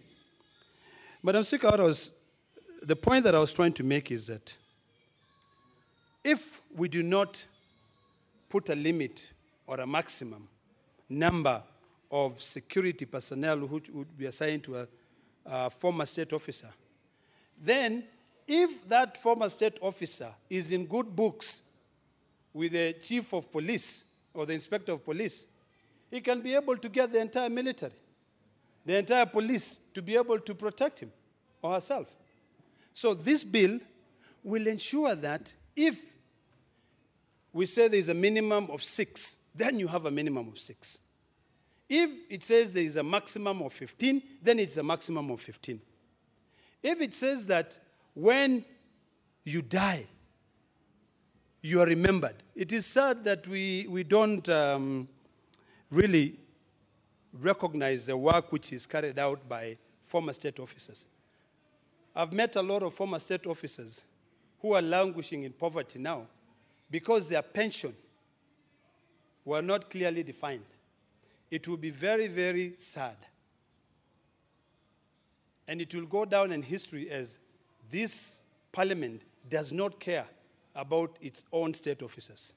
So, Madam Speaker, I would like to request that this bill be read the second time, and I would like to request Senator Mutula Kilonzo to second it. Thank you, Madam Speaker. Thank you, Senator Mutula Kilonzo.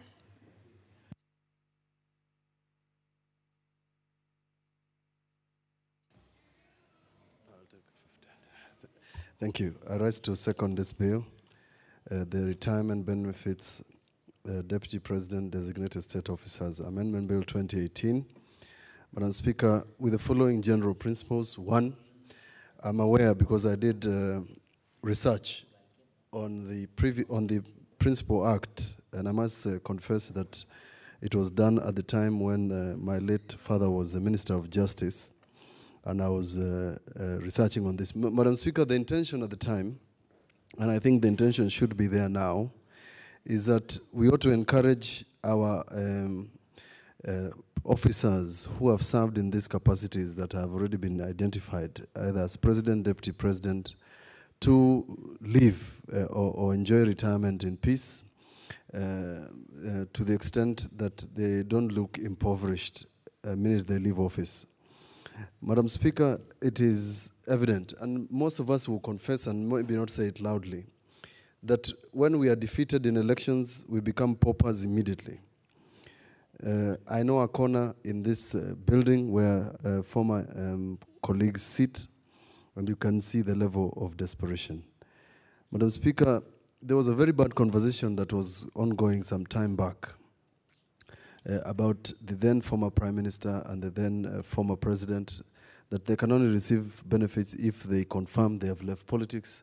That I don't think is the basis of giving them the benefits of retirement. I know both those individuals, Madam Speaker, after leaving office were faced with various challenges here and there, Madam Speaker, and I don't think it is fair, Madam Speaker, to leave these people of this designation high and dry, withdraw their security, withdraw their cheska, etc., etc. I happened to go to the same church with the former President, Mwai Kibaki, and the way he's treated is the way you should treat a president.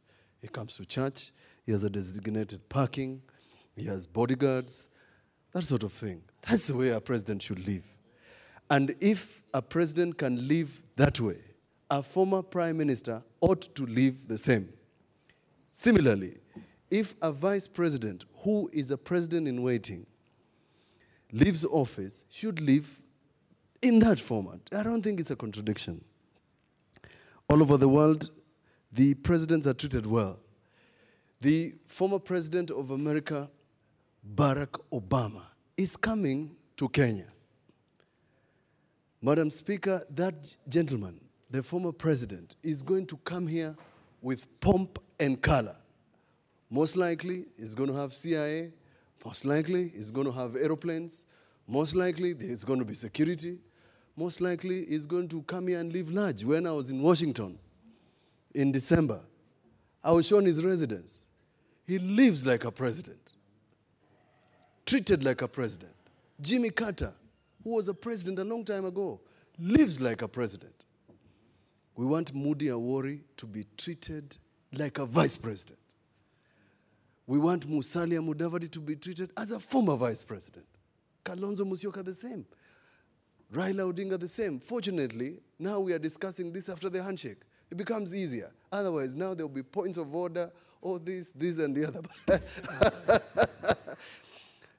Yesterday, I was at the funeral of a late colleague. In fact, Senator Mwaura was speaking so boldly in Nyanza. And I was told Migori is like Afghanistan. You know, the Afghanistan of NASA. But Mwaura spoke boldly. Senator Kangata spoke boldly about debts that, that are owed to somebody he mentioned, which I will not mention here.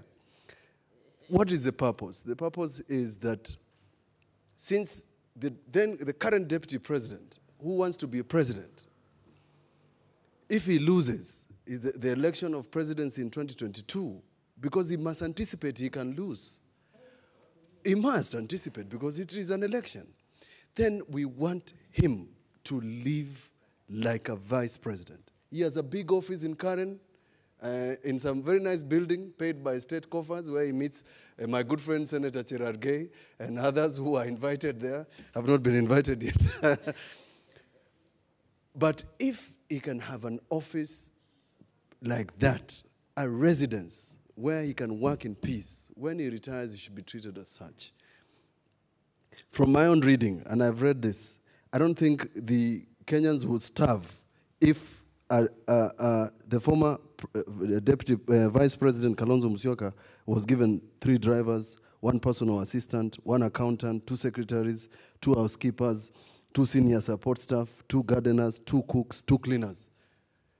And why do I say so, Madam Speaker? We are paying, is it $1 million to SGR? $1 million shillings a month to the Chinese for that standard gauge railway. I will be nice today about that train. But that train is a disaster.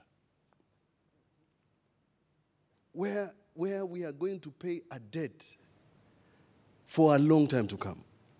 I don't think it's that sort of expense.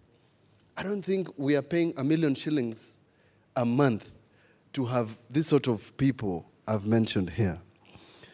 Madam Speaker, you're the only one seated here who has been a minister in higher education, and you did well. I think to some extent, they should treat you well. The former Attorney General, Amos Wakwani, sits here. When he left office, negotiated to be in office for a year transition, negotiated to have a police driver, who he has, including today, negotiated to have a Range Rover, top of the range. And he was the Attorney General.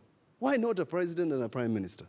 Why do we discriminate? If a speaker can be given an opportunity under this act, I think it's not bad enough. And I say so because I could be also a president or a deputy president. I'd like to be treated well in 2047 or something. So, Madam Speaker, it should be understood from that perspective that if we send our former presidents, our former prime ministers, deputy presidents to go and represent us in Sudan, and I've seen Raila smiling when in South Sudan, because Jubilee is treating him well. They should have done so by making sure this becomes law, so that he doesn't have to have a handshake, so that then he can be designated and given trappings. My party leader has not been accorded the same privileges. I'm not holding his brief now, but I'm simply saying that we don't need to have handshakes to treat those people in those offices, speakers, attorney generals, well. I would hate to meet Githu Muigai on the streets, looking as if he's rugged. This is not the way to treat an attorney general. Therefore, without belaboring the point, I think this is a discussion that this country must have. And therefore, to encourage, because in the case of a president, you have 2 terms, you go home. In case of a deputy president, and I am speaking to Senator Cherargei so that he knows, the minute you serve in office as a vice president, deputy president in Kenya for 2 terms, you cannot serve again. And therefore, you must prepare to win or lose. You can only become a president or you go home, and therefore, this is important because anybody can win and anybody can lose. I'm still waiting for a time when this country will have a lady as a deputy president, so that even the women of this country can enjoy the trappings that are here.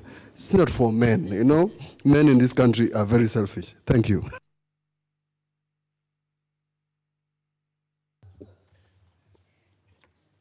Honorable Senators, I now propose the question that the Retirement Benefits Deputy President and Designated State Officers Amendment Bill, Senate Bills number 2 of 2018, be read a second time.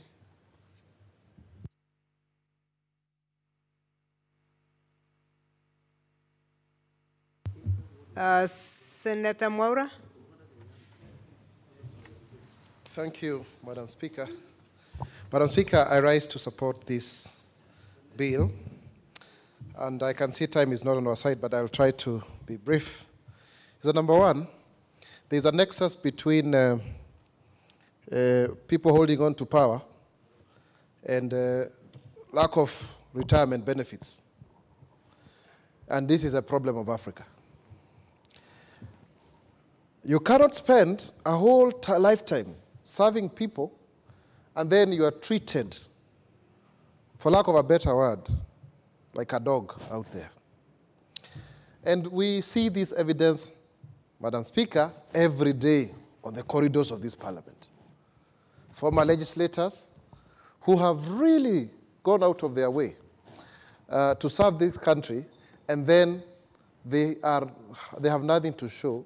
They have a big name, they are respected, and yet the only place they can come into this parliament, because here at least people understand them. And even when they come here, most of us see them as bothers because they will ask you for 2,000 shillings, so that they can live some kind of life. Madam Speaker, this is what shocked me when I came here in 2013 in the parliament, seeing people that before I used to read about in the newspapers, looking like paupers, looking like the suits they are wearing, they slept on them. And there were initiatives, for example, to help former parliamentarians. I think Honorable Kainan had presented a bill on the Parliamentary Society of Kenya. I don't know what happened. And even at some point, we allocated 10 billion shillings to cater for this problem. But I actually don't know what happened. Those of us who are in this house for a second term, at least there is the possibility, or rather there is the assurance, that there is defined benefit of pension, but only upon the attainment of the 45 years of age. I don't know how old Senator Olekina is. He looks fairly young, and Senator Mutula. But some of us, by the time we finish our second term, God willing, we will actually not be 45. Like for me, I will only be 40. So it also means I will have to wait for another 5 years to access my pension. Now, this is a tragedy because more and more young people are coming into parliament. And the truth of the matter is, by the time you finish your term, you are cannibalized because of this informal social welfare system that requires us to solve the community problems, with our monies. I mean, recently I was with some legislators from across Africa in some forum, And they were very surprised at how much, for example, is the salary of a member of parliament in Kenya. But it's not because of anything. It's first because there's high dependency. You know, we are social welfare dispensers. And one day, I asked His Excellency the Deputy President if I can feel the pressure as an MP. That time I was running for Ruiru, seat. What about you as Deputy President? You know, he told me, Maura Wachatu. So you can imagine the pressure. Imagine also the pressure of the president, or party leaders for that matter. Because over and above being asked to do these things, you also bankroll campaigns. Because this whole issue of election campaign financing is a gray area.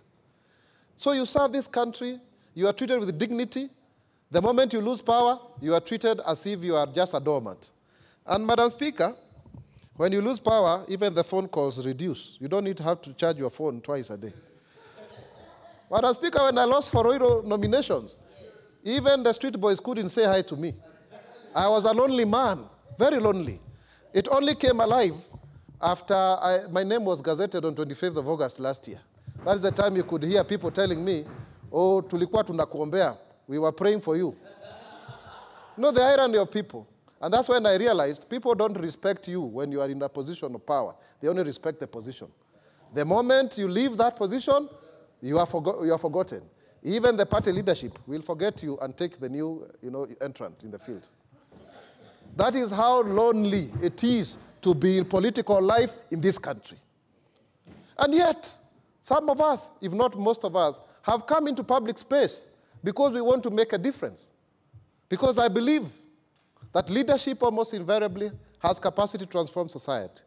We have to deal with issues of how to make a country work. Madam Speaker, I can see the time is gone. Let me stop there so that I can get the remainder of the times in the next whatever, if you allow. Thank you. Order, honorable members, honorable senators, having concluded the business of the day, it is now time to adjourn the House, and the Senate therefore stands adjourned until Wednesday, the 11th July 2018 at 2:30 p.m.